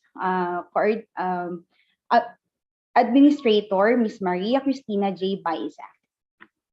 So the project leaders, which is yours truly, was just recently promoted as our Assistant Professor 1 and currently working as a Research and Extension Coordinator of Cavite State University, Cavite City Campus. I also spearheaded the extension project for Fisher Fox beneficiaries in Barangay 61A Talong and graduated Masters of Science in Hotel and Restaurant Management at Philippine Women's University, Top Manila in July 2017. So for the description of our study, it all started in the ideas of institutionalized coastal management, which is a modern way of accomplishing coastal management, which lies in the raising awareness on the importance of coastal management system. It also involves participatory approach in dealing with the goal of coastal resource management. The survey questionnaire that was used in this study was purely based on the existing information data compiled and participatory coastal resource assessment that implemented in coastal resource management planning by Department of Environment and Natural Resources in 2004. And we also conducted water quality testing and coastal mapping based on the environment assessment on scientific biophysical baseline assessment and coastal environment profile in the same source, which is the Coastal Resource Management Planning of TNR 2004. And this study, 449 coastal residents were surveyed. So, and in the maps that are located in the right side of my presentation shows that the area which is colored in orange was the study area where we conducted our survey. And then the lower right side of our presentation is that where we conducted the water sample water sample testing. So the three dots represent the sampling stations. So the environmental assessment that we conducted, particularly the water quality testing, was the following: the water quality in situ parameters and water quality laboratory parameters, the physicochemical laboratory parameters and microbial laboratory parameters in particular. And with regards to socio-demographics, as well as the perception, involvement, and willingness of the coastal community to participate in coastal management, uses multiple linear regressions. For the results, sex has moderate, non-significant effects on coastal management perception, while living situation, age, year of residency, educational attainment has a strong significant effects. With regards to the involvement in coastal management, sex, living situation has strong significant effects, while age, year of residency, educational attainment has weak, non-significant effects and moderate, non-significant effects. With regards to willingness to participate, sex and living situation has weak, non-significant effects on willingness, while age, year of residency, educational attainment has strong, significant effects. And educational attainment has moderate, non-significant effects. With regards to causal threats and experience, sex and living situation, as well as age, has moderate, non-significant effects, while year of residency, educational attainment, and year of residency has weak, non-significant effects, and educational attainment has strong collective significant effects. And with regards to factors of degradation, sex and living situation has strong collective significant effects, while age, year of residency, and educational attainment has weak collective non-significant effects and moderate collective non-significant effects. In regards to the water quality testing that we conducted in Cavite City, Manila Bay areas, so it passed the results on dissolved oxygen, conductivity, salinity, resistance, total dissolved solids, ORP, and physicochemical, but failed on the standard pH, temperature, microbial result, particularly its high coliform and E. coli. For the conclusion, the result of water quality tests, particularly in microbial laboratory parameters such as the high level of fecal coliform and E. coli, is associated with the water waste disposal of community in Cavite City. In present, there are no water waste treatment facilities in coastal barangay, which made the people to dispose their waste in canal that also connected to Manila Bay or directly dispose it to the sea. There is a wide understanding about the concept of coastal management, and the coastal community positively believe that the coastal resources can still be sustained, so it can still be beneficial to community. Hence, in the past campaign and implementation of the government regarding coastal management, while implementation of President wasn't fully achieved, it is because the positive and short-term impact of coastal management has not yet realized by the residents. Fortunately, the people show higher level of willingness to participate in coastal management. The increasing population due to migration and other in particular in coastal barangays that lies in Manila Bay, Cavite City leads to water pollution as solids and waterways directly disposed to the sea. An increase in population may lead to continuous consumption of aquatic resources, may lead to saturation, leading to extinction of available catch or coastal resources. The study determined that there are socio-demographics indicators that has collective significant effects on perception, involvement, and willingness to participate in coastal management. For the recommendation, an effective and efficient water waste treatment facility should be implemented and established in Cavite City so that the resources from coastal and the Manila Bay areas will be preserved. And there should be a mechanism for monitoring and evaluation for the coastal resource management, and as well as with regards to the involvement of the community, incentives and motivation for participants to be fully engaged themselves is, I think, there should be. And with regards to the indicators, there are some socio-demographics that has a significant effects on the perception, involvement, and willingness to participate in coastal management. So I think that the local government unit should use that as an advantage to persuade and high level of community participation in this coastal management goals, as well as to widen their engagement, particularly using these demographics and to extend their approaches. And, I think that would be the end of my slide. So I would like to use it an opportunity to thank our university for funding such a responsive research that are very useful for our community. And of course, the City Environment and Natural Resources Office for helping us validating our results. So thank you very much. I think that would be all. A nice presentation, Amira, and your topic is also very good, and you have given a good presentation. Nice. Keep it up. And if you can, again, the same thing, if you can put some more good model, to the results can be better, right? So this Thank is all you, but ma'am. my suggestions. All noted po, and thanks. Nothing. Thank you. Thank you so much. Moving on to the next presentation, I call upon Marisa to present on competencies and business performances of millennial entrepreneurs. Good afternoon. Good morning, everyone. Good Can I be morning. heard? Yes. Let me just share my screen. Okay. Can my screen be seen? Is it okay? Yes. Yes. Okay. Yes. Thank you so much. But it is very narrower. You have to make the full screen. There is so much of, give me a few minutes. Oh, what happened? Just a minute.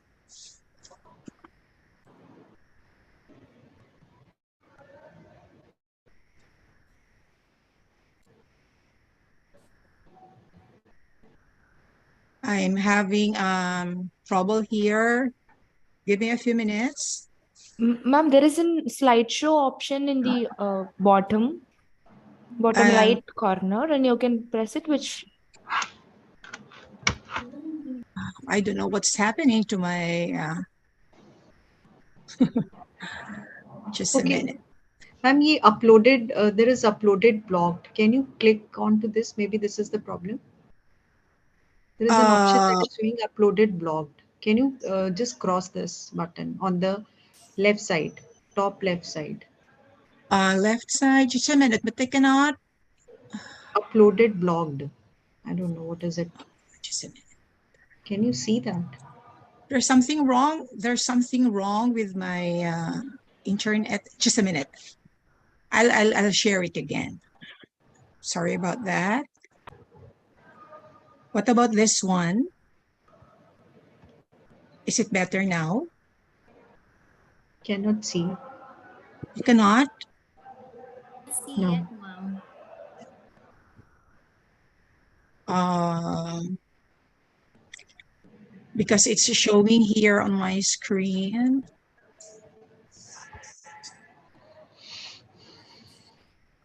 I'll do it again. Yes. Is this better?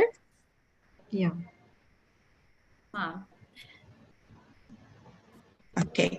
So good morning. Good morning, everyone. I am Dr. Marisa Quezon. I'm from Carlos Hilado Memorial State. Excuse me for a while. Yes. I think you need to have a slideshow for your presentation. Just a minute. Is that okay? Yes, ma'am. Yes. Okay, thank you. So I'm Dr. Quezon. I'm from the Carlos Hilado Memorial State University, and the co-author of this is from the National Food Authority, Shane Vergara. The study was conducted among 153 DTI-registered millennial entrepreneurs aging 20 to 40 years old, and their level of entrepreneurial competencies were measured in terms of innovation and marketing, strategic personal learning, and analytical competencies. Their business performance were also measured in terms of increase in percentages in annual sales, profit, and assets. Inclusion criteria was that the businesses should have been operating already for the last 3 years. Overall, the entrepreneurial competencies indicated a total grand mean of 3.88, interpreted as highly competent, and for the level of business performance, a gradual decrease is noted in the service, merchandising, and manufacturing industries. Let me skip this because I'm discussing this anyway in the result. So the profile of the participants, majority were 21 to 31 years old, were married, male, and have a bachelor's degree. As to business profile, mostly were in the merchandising area, operating between 3 to 5 years, are single proprietorship with initial capitalization of not more than 3 million and an annual revenue of less than 1 million with 1 to 9 employees employed and an asset of not more than 3 million. The following innovative skills were measured, and under that we have the following. Also for strategic competencies, we have 3 indicators. For personal competencies, we have 2. For learning and analytical competencies, we have 2. Okay, these are the results for the innovative and marketing competencies. I will not go through them one by one. I will show you later the summary of these competencies. Innovative and marketing competencies for marketing, this is the one. Strategic competencies for problem solving, as we can see there, and also organizing. And for planning, we have the following, with the following constructs under each indicator.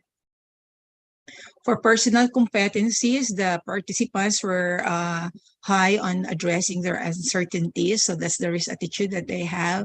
For the self-confidence, they're a little bit high on the competitive advantage.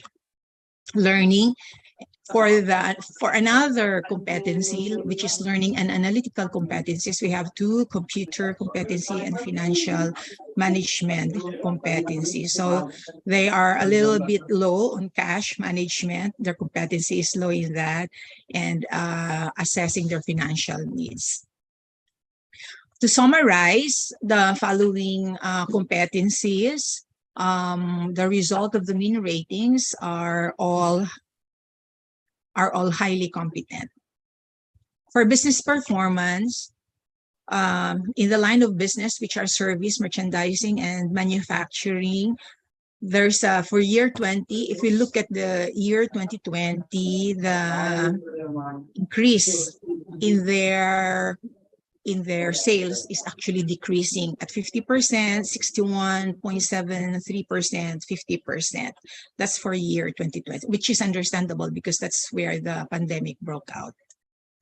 But when they are grouped according to the size of their assets, the trend is the same. There's a great decline in the increasing of their sales in 2020. No? So that's where the trend really is. The same thing for profit. Okay. For example, you can see that in 2018 to 2019, the increases are in the categories of 22 to 32%. But when it came to 2020, when you will look at that, the decline is a bit great. So same thing for profit. Okay, when they are grouped according to the size.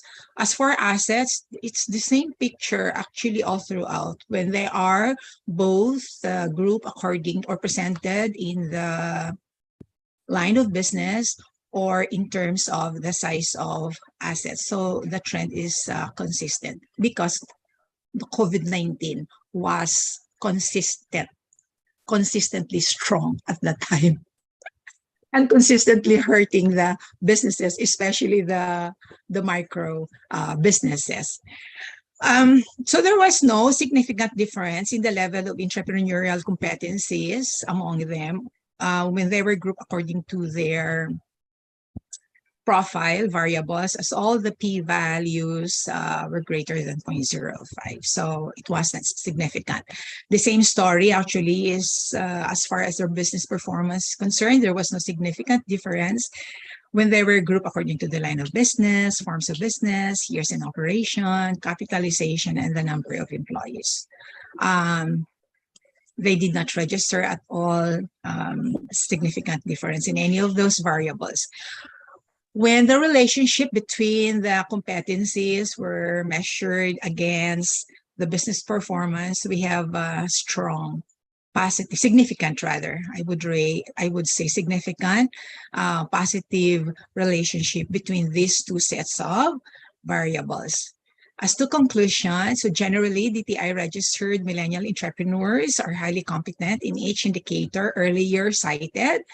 An estimated percentage increase in annual sales, profit, and assets for years 2018, 19, and 20 showed a decrease in the business performance of these enterprises in all the three areas of service, merchandising, and manufacturing. And there was, of course, no significant difference in both the level of competencies among the entrepreneurs and in their business performance according to the areas of business where they are operating. And as I have mentioned earlier, there was a significant positive relationship between these two variables, competencies and business performance. So I have the following references. And due to the interest of time, thank you for listening to my presentation. I'll stop sharing now.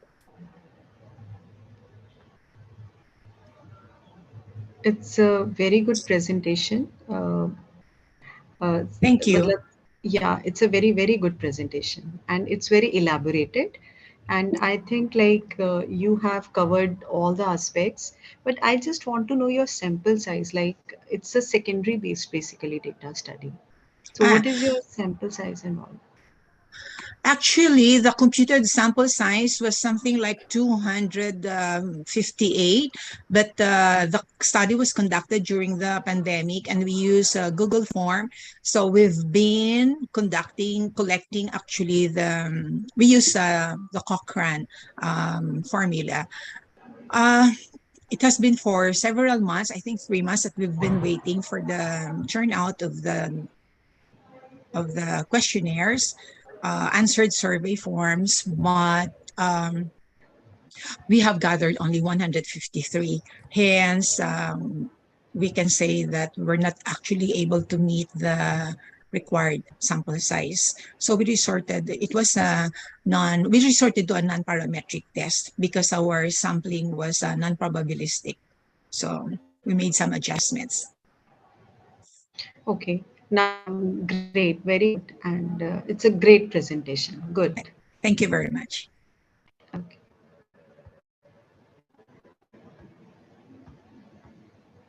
We can move to the next. Mubina, are you there? Yes, ma'am. Yes, ma'am. So for the next presentation, I call upon Teresa Balados to present on socioeconomic benefits of a public mutual fund. Good afternoon, everyone. Am I audible to you? Yes, you are. Okay, so please continue. Thank you. So good afternoon again. I'd like to present the research study entitled Socioeconomic Benefits of a Public Mutual Fund. And the main author is Ms. Lorena May Lasquete, and I am the presenter for this research paper. And I'm connected presently at Carlos Hilada Memorial State University in the Philippines as a faculty member and as well as a program chair of the graduate studies. I'd like to start from the abstract. The main objective of the study is to determine the socioeconomic benefits of a public mutual fund. This study used the descriptive research design, and it covers the 396 participants who are members of the public mutual fund. And the primary data was gathered using the researcher-made questionnaire. And it was tested in terms of its validity and reliability. And the primary data was treated using the mean, standard deviation, Mann-Whitney test, and Kruskal-Wallis test. So the major findings of the study revealed that a great extent of socioeconomic benefits was noted in education, medical, health and wellness, home improvement, and housing. While in the economic benefits, it was found in the household finances, savings, and payment of other loans. So I'd like to proceed now to the background of the study. So mutual fund, according to the World Bank, is essential intermediary between savers and borrowers, and as well as an investment vehicles for individuals with similar financial goals to pool their funds and then invest as necessary. So in the Philippines, the public mutual fund known as the Pag-ibig Fund or Home Development Mutual Fund was established in June 11, 1978 in response to the need for the National Savings Program and affordable home finance for working class Filipinos.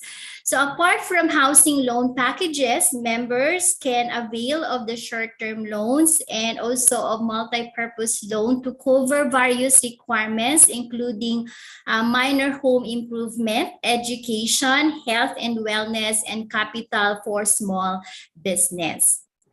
In 2018, the data revealed based on the data provided by the Home Development Mutual Fund, this nationwide data, 75.31 billion pesos was released for housing loan, which funded the home acquisition of 90,375 Filipino workers, and of course an increase of 12% from 2017. 49.23 billion pesos of cash loan was released for the Balay, which means that Building Adequate, Livable, Affordable, and Inclusive Filipino Communities Program, which almost 2.43 million low-income members benefited of the housing opportunities. And 46.96 billion pesos multi-purpose loan was released to supplement the financial needs of 2.27 million members or Filipino members. In 2020, during the pandemic, the Public Mutual Fund has provided 3-month moratorium on loan payments, which alleviated the financial burden of 283,349 borrowers whose jobs or businesses were affected by the pandemic, as well as automatic grant of a grace period on loan payments, which aided 4,061,559 short-term loan borrowers and 253,849 housing loan borrowers. And also 35.64 billion short-term loan, pesos short-term loan, which benefited 1,735,921 members of the Public Mutual Fund. In the study, covered in this study, the Bacolod City, which the Public Mutual Fund is located. In the last 3 years, from 2019 to 2021, there were 21,744 members who availed of the multi-purpose loan. 15,432 members availed of the housing loan, and 1,397 members availed of the both multi-purpose and housing loans. So based on this data, this was the basis for coming up with the research study. No? So this study aimed to determine the socioeconomic benefits of a public mutual fund to its members. Specifically, it aims to determine the extent of social benefits of a public mutual fund in terms of education, medical, health and wellness, minor home improvement, housing, and vacation and travel. So based on the study, the results show that education, medical, health and wellness, home improvement, and housing obtain great extent of social benefits, while vacation and travel got moderate extent. For education, the benefits were found in terms of the payment of the tuition and miscellaneous fees, payment for or purchase of social or school allowances, and electronic gadgets, as well as purchase of school supplies and books. For the medical, benefits were found in terms of payments of hospitalization, payments or purchase of maintenance and medicines, payment of laboratory examinations, and payment of regular medical checkup. For the health and wellness, benefits were found in purchase of healthy and nutritious food and vitamins and dietary supplements, as well as purchase of equipment for physical activity. For the home improvement, benefits were found, the loans or the proceeds of loans were used for replacement of roof covers, additional rooms extension, and of course repairs for plumbing and upgrading of floor finishes. For the housing, benefits for housing were found in terms of home ownership, savings from rentals, and longer payment schemes. No? For in terms of the second objective is to determine the extent of economic benefits of public mutual fund in terms of capital for small businesses, household finances, savings, and payment of other loans. So the results show that a great extent was found in household finances, savings, payments of other loans, while moderate extent was noted in capital for small businesses. For household finances, benefits were found in payments of utilities, purchase of furniture and appliances, and of course, a house and lot and vehicles. For savings, proceeds from loans were used for personal savings, savings for special events, savings for education, and savings for retirement. For payments of other loans, extent of benefits was found in payment of principal amount and interest. Next is if there is a significant difference in the extent of social benefits of public mutual fund when participants are grouped according to their profile variables. So the results of the study show that only the type of loans availed showed a significant difference, which means that only there was a significant difference in terms of the benefits or social benefits between the housing loan and the multi-purpose loan. And the rest of the variables revealed no significant difference. For the next objective, if there is a significant difference in the extent of economic benefits of a public mutual fund when participants are grouped according to the profile variables. So the study revealed that all profile variables obtain no significant difference. So it shows only that profile of the participants have no regardless of the profile of the participants, the extent of economic benefits of the members are more likely the same. In conclusion, a public mutual fund appeared to achieve its objectives regarding the services provided to its members, including savings, home financing, and multi-purpose loans. The extent or great extent of socioeconomic benefits to the members is an evidence of the realization of the objectives of the public mutual fund. In line with the result, the agency was found to be effective in implementing its services that ultimately benefits its members. The significant contributions of a public mutual fund in improving the socioeconomic conditions of its members may be a consideration to continuously enhancing the services of the agency. On the other hand, the members may keep on increasing their investment to gain more socioeconomic benefits. Moreover, the members may use the proceeds of the loans to invest in small businesses to generate more economic benefits. So that's all. Thank you very much for listening. Nice presentation. But Thank you very much. But I think you make some more models and that, and then will become much better. Right, Teresa? Thank you. That's it. Thank you. Thank you. For the next presentation, I call upon Kokila Narayanaswamy to present on factors influencing consumer purchase intention towards online grocery shopping during COVID-19 pandemic.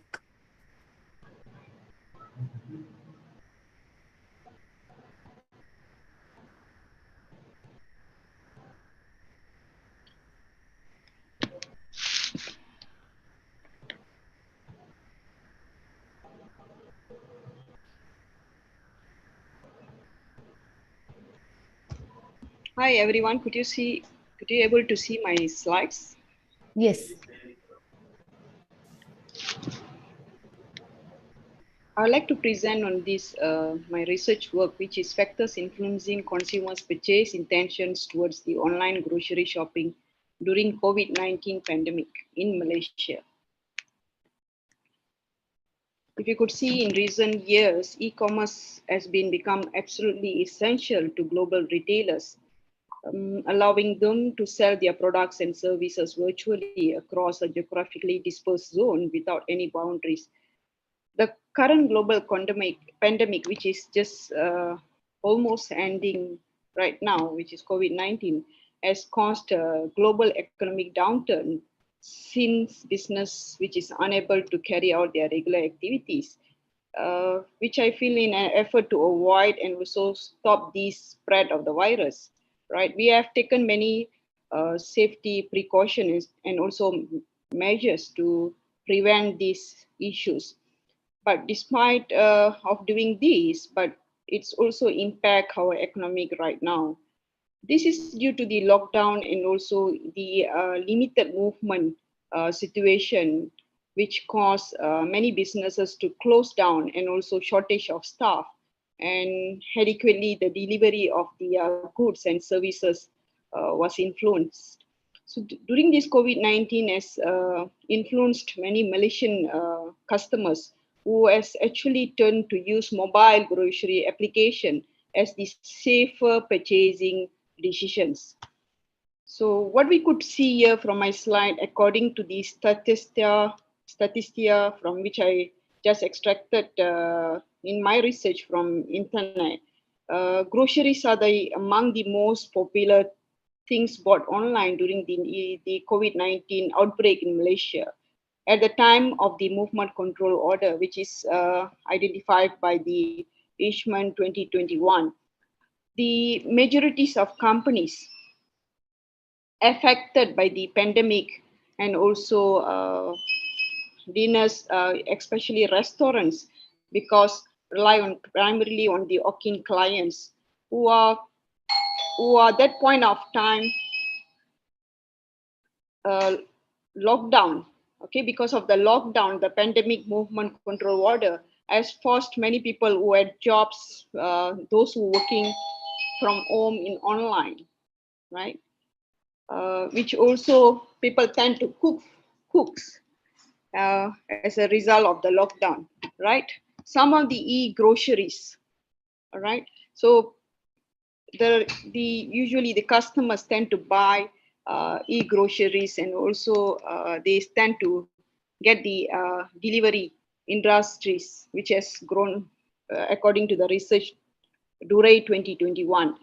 Malaysians are started to cook more at home during this pandemic, and also the requires to buy more grocery items. When they can just order grocery easily from this home, they opt for these groceries delivery as well. So these are the three main items we have noticed, the factors which is affected in the e-groceries.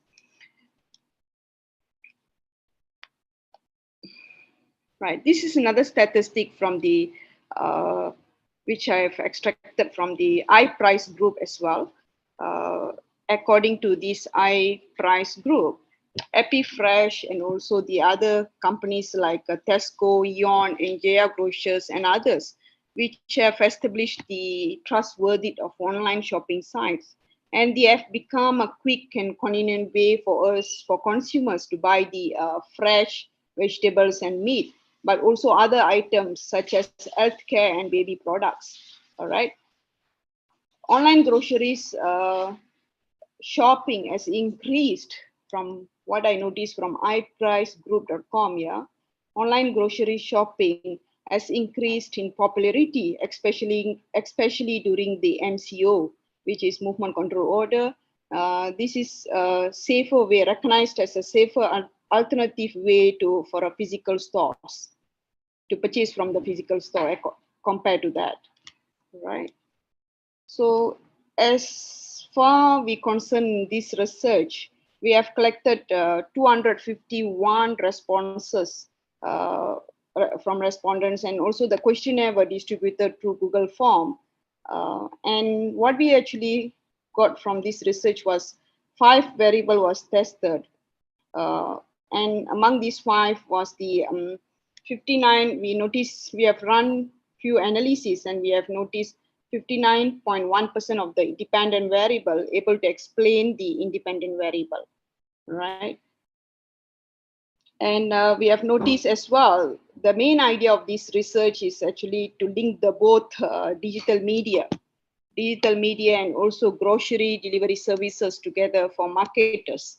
And we have understand that hedonic factors or hedonic motivation was one of the variable or one of the factors that influenced the e-grocery during the online purchasing from online.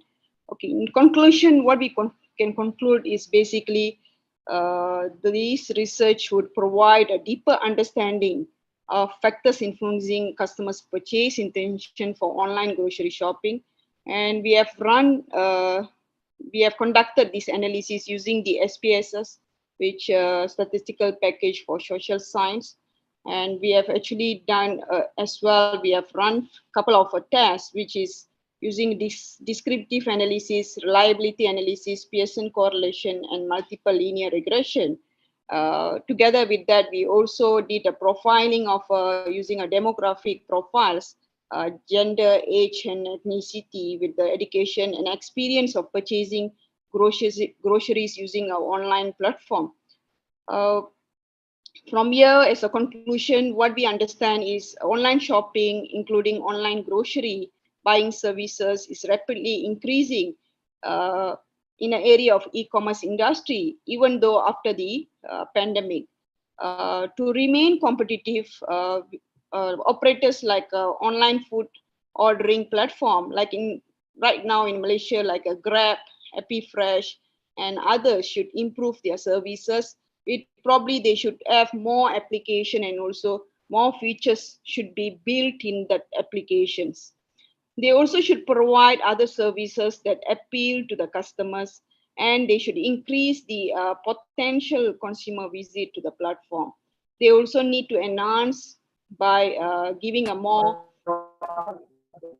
they also should need to enhance the public awareness about the benefit of these online food ordering services. With that, I have completed my presentation. Do you have any questions? Okay.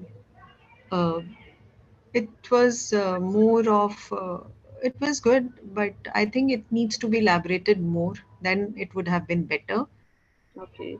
Professor. Yeah. So that is all from my side. Thank you so much. Yes, ma'am. As of the presentation for the session, I think everyone is done. I just wanted to confirm, is there any participant named Orlando Carmelo or any of their associates who still has to present a paper on internal control and forensic auditing in public entities or financial audit, key audit issues in COVID-19? May I ask a question? This is Dr. Caliso. Because I have not presented in my session. Sorry, ma'am. presented Ma'am, may I know your topic paper title, please? Spotting exit assessment. I was on the technical too yesterday. Supposed to be I was there, and in fact I even asked questions, a lot of questions, because based on the program, name is on technical section 3, and I'm supposed to. I read the email later. Okay, ma'am. Ma'am, your department? I am in the education field, the education cluster. Okay, ma'am, you can, just a minute, ma'am. Ma'am, Dr. Shalini, can we Yes. have this presentation, ma'am? Right, ma'am. Yeah, Right. sure, Yes, yes. sure, Kolisa, you can proceed with your presentation. Thank you very much. Thank you.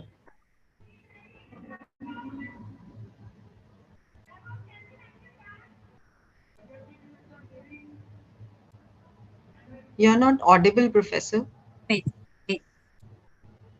Now you're audible.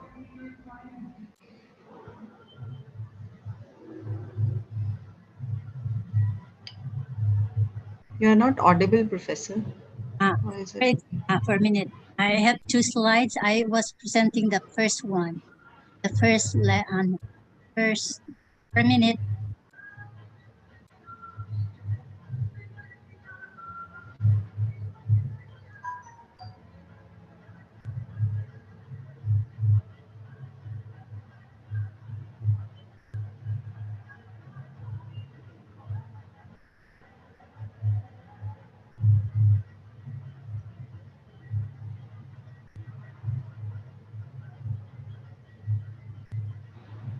Penelope Coleso, are you there?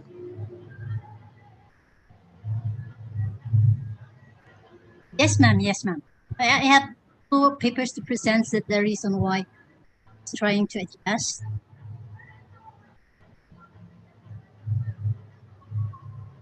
Can you be a little bit fast? Yes. Here. So.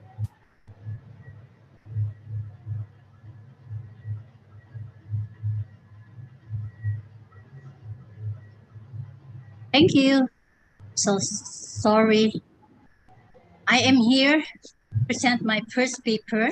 So, spotting exit assessment of the graduating batch of Zamboanga State College of Marine Sciences and Technology, quality education, implications of accreditation standard. Actually, this has won the second place here, the fourth and first. But I would like to push this because this is needed by our school. So, following your format, this is my biography. I have almost been with positions. Thank you, Lord, from the vice president down. But now I'm just an ordinary teacher. But thank you, Lord, I'm still alive because I am a 18 years cancer survivor. I still have a mission. So this is the abstract. So following your format, but I have to discuss this one by one. Okay. So the theories behind this is in figure 1. It is a triangulation of assessment, curriculum, and instruction. So you'll notice that spotting the exit assessment during the graduation because they are there practicing. So I had an ambush interview. Will really measure the 4-year stay of graduating students. So assessment is indeed very important in school, universities, colleges, whether it is including the private higher education institution. So it is always related to instruction because it is how we as teachers do the contact meeting, how we do strategize our teaching strategy, and definitely how important the curriculum is that will really impact the demands of the industry, and that is the theoretical framework. So notice that in the conceptual paradigm, and this is also based on the problems of the study, the graduating batch of 2015's profile is according to gender, college affiliation, socioeconomic status. The exit assessment of the quality of education has been done by a survey and an ambush interview, and this has, for the output, it has an implications to the accreditation of the AACO Shed Marina, because we have the maritime technology, yes, of course. So always stop and notice that as an ISO, although we are just a small college, the Zamboanga State College of Marine Sciences, it's an ISO certified 20. So this is the schematic paradigm of my study. Notice I was still very thin because I was on chemo, and you notice that this is the description of the survey I did while they were practicing at the gymnasium, and I have also the recording if you want to. But you notice that I interviewed even the high school valedictorian, because before we have the senior high school and the high school at the secondary level, and we have the education students here.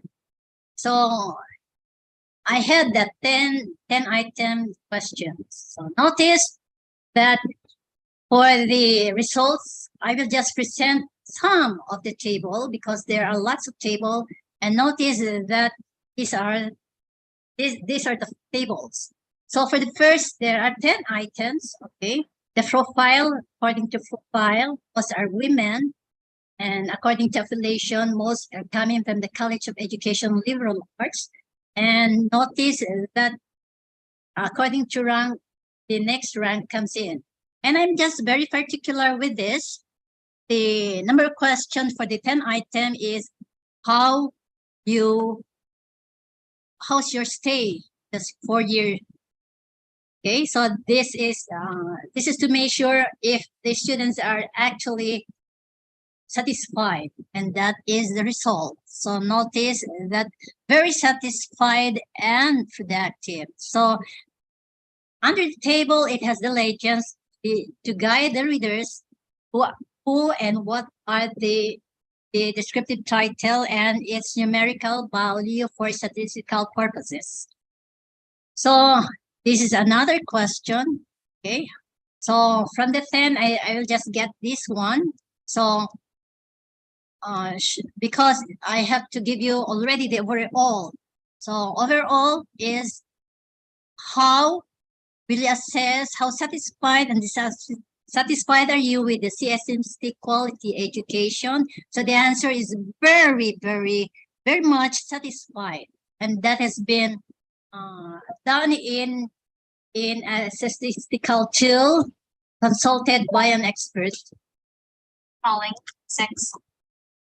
Okay, take note, here are the conclusions. By gender and college affiliation, again, the CELA, College of Education Liberal Arts, female dominated, and the perceived perception overall for question number 2, well, how do you perceive the CSCMST quality education? The item 1 to 10 believe that it's very satisfied and productive. For question number 3, which is here, okay. Is there a significant difference on both the respondents' perception, there is no significant difference, the finding says. And the fourth question is, what is the implications? So here are the implications. Okay, so based on the implications of the accreditation of the quality of education offered by Zamboanga State College of Marine Sciences, the implication to the graduates based on AACOP accreditation, JED Marina accreditation, and the ISO standards, the graduates in this research has perceived the following. Okay, the implications of this quality education will give the CSCMC precision recognition. Letter B, it gives continual service delivery satisfaction because you monthly, regularly, every semester, we do client satisfaction survey for the non-teaching staff offices, including the different programs. Okay, so that will really give you the results, how satisfied the students are. Next, the implications of the accreditation is also on the enhancement of curricular offerings, which eventually yearly we do revision, we do review, we do redirection. Just recently, last week, we had it in our academic council meeting.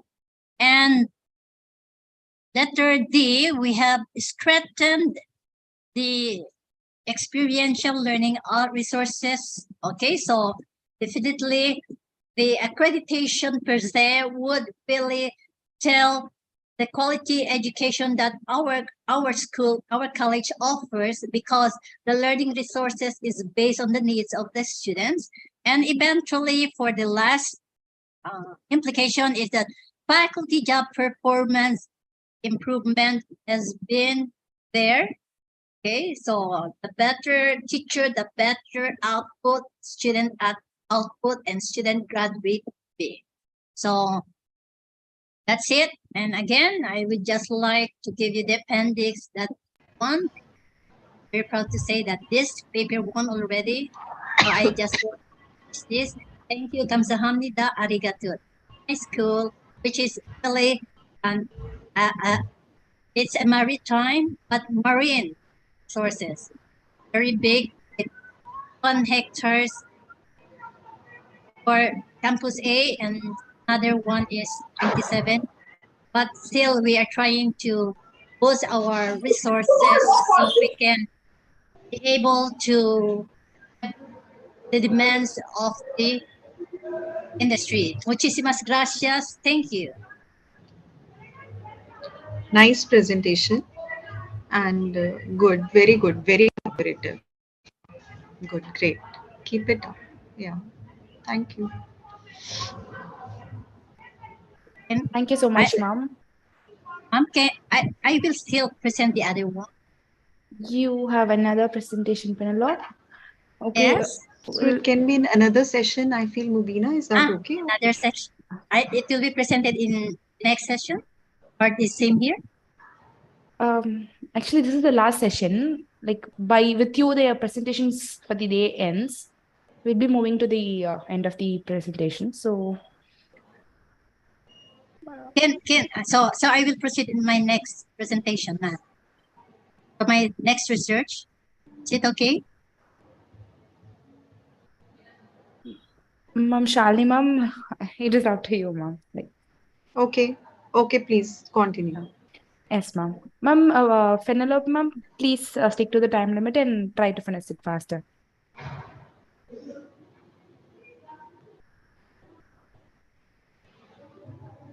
Yeah, you can proceed with the presentation, ma'am. Penelope, ma'am. Yes, I'm still but be a little fast. Yeah, be a little faster and you can. It's only 5 minutes. Sure. Thank you. Continue. Yes, thank you. Okay, so I'll make it big.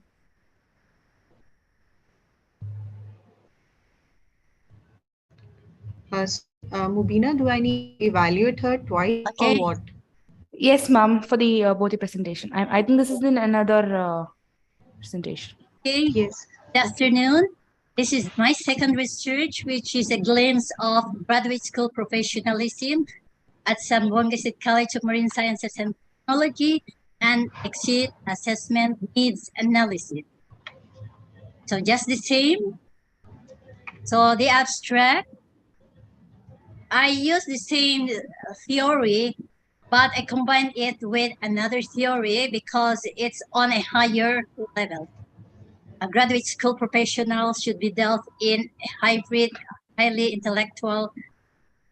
Okay, so I combine another theory on the difference between need analysis and how important is this in the curriculum, because actually, honestly speaking, we still do not have our PhD degree, and for us to be a university, we need to offer about PhD courses, PhD programs, and they're offering about 5 programs now. That's the reason why I need to present this. Thank you for giving me this opportunity.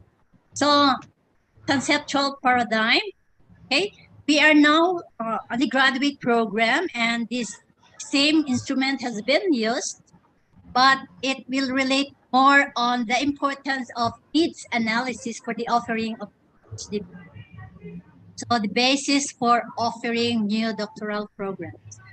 Okay, so the same, because in here, notice that the graduate school was there during the graduation, but an ambush interview has been done also for the graduate professionals, but eventually those were attacked by flood, flying flood. I lost it, but anyway, the data are all there. Okay, so according to population, so the programs are Master in Public Management, Master of Arts in Home Economics, Master of Maritime Management, Master of Arts in Teaching English for specific purposes, and external clients were interviewed. So these are the population. There were 110 populations only. So again, I just selected some because of the 10 item, okay, with the same instrument. So based on the findings, the grand mean of 4.5 will justify that the graduate professionals are very satisfied and productive. So perception 8, because I choose this because the question per se will really tell the experiential learning of students, and based on the 4 programs and other clientele. When I mean other clientele, this would mean that those brothers and sisters going with the professional graduate students, they're bringing during the enrollment, they are supposed to be there, and they were also part of the interview. So that is why there is others, external clients. So the results reveal that they were satisfied to an average extent. Okay, number 6 is what is your overall impressions of the graduate professors? So this was honestly revealed by the graduate students. Okay, so they thought what I expected very well. So that was the graduate.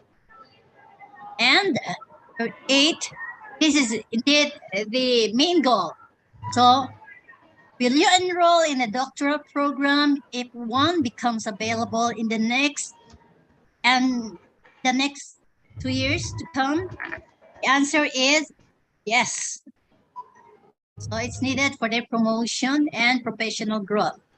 So the last, how significantly do you think getting a doctorate will enhance your professional career someday?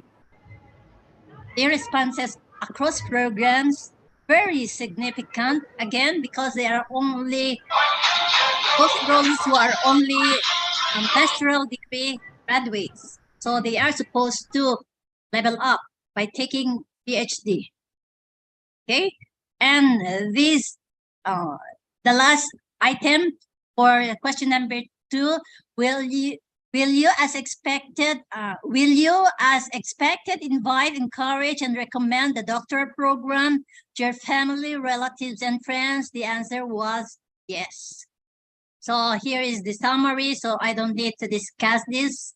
Okay, that's very visible. The conclusions, they perceive the quality of education to be very satisfied and productive. For question number 2, it's understood that they needed the possible program for the PhD to be offered. And number 3, the implications of the accreditation to the graduate program is indeed very, very necessary, because eventually when you are an accredited university or school, even a small college, when you are accredited by ISO International, it means to say that you have quality. So by this, I would like to end. Muchísimas gracias. Salamat po. Good presentation.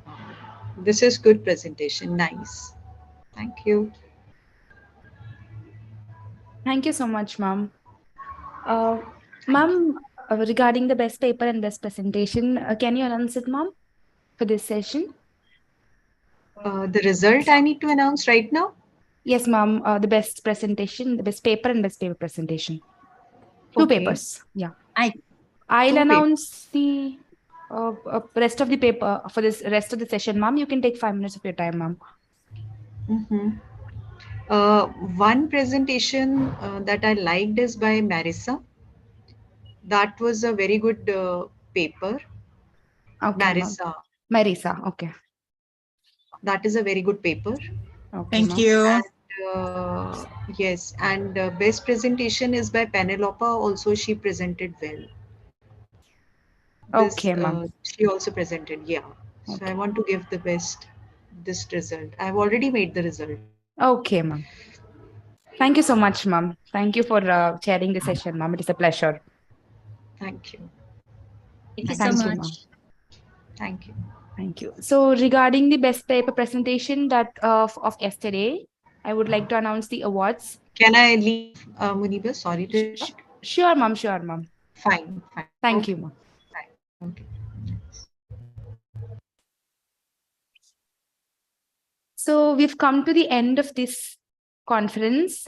I would like to announce the awards for the sessions that took place yesterday. For technical session 1, the best paper presentation goes to Dr. N. Revati on the title, A Novel Approach on Lung Cancer Prediction Using Enhanced PCA. And the best paper presentation goes to Roldan T. Quitos on development and validation of an automated electronic controller for electric generator assembly. And technical para session 2, the best paper goes to Abdelatif El Idrisi, a data-driven recommender system for designing and development of energy-efficient software. And the best paper presentation goes to Ahoud Bushaiba on microbiological water quality close to the stormwater outfalls and recreational beaches of the Kuwait. For this session, the best paper goes to Marisa, and the best paper presentation goes to Penelope. And for the parallel session that took place today, the best paper goes to Indra Srigar on model of tourism development strategy post-COVID-19 pandemic in Lake Toba area. And the best paper presentation goes to Anne Cheryl M. Gallo, financial literacy of the secret micro and small enterprise owner business performance. Congratulations, everyone. Thank you very much. So much.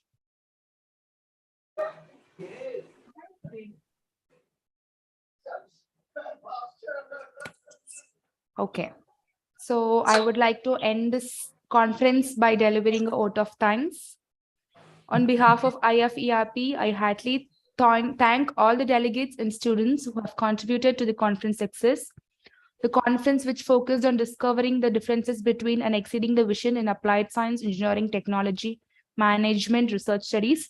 It was a great success where eminent keynote speakers from various universities addressed the gathering. We take this opportunity to thank all the speakers, delegates, and participants for your virtual support and time. A very big thanks to the great response and active engagement of the session chairs. Once again, I thank all the committee members and participants. Stay tuned with us for further conference updates from IFERP. Thank you very much. And the certificates feedback links will be sent to you by email, so you can kindly give your valuable feedback for the day. Thank you all. Thank you very much. Thank you, everyone, and congratulations, Thank you, everyone. everyone. Congrats. Thank you. Thank you, Thank you, everyone. Nice to see you. Yes, having professional connection. Thank you so much. Thank you. Thank you, organizers. Thank you so much. Thank you.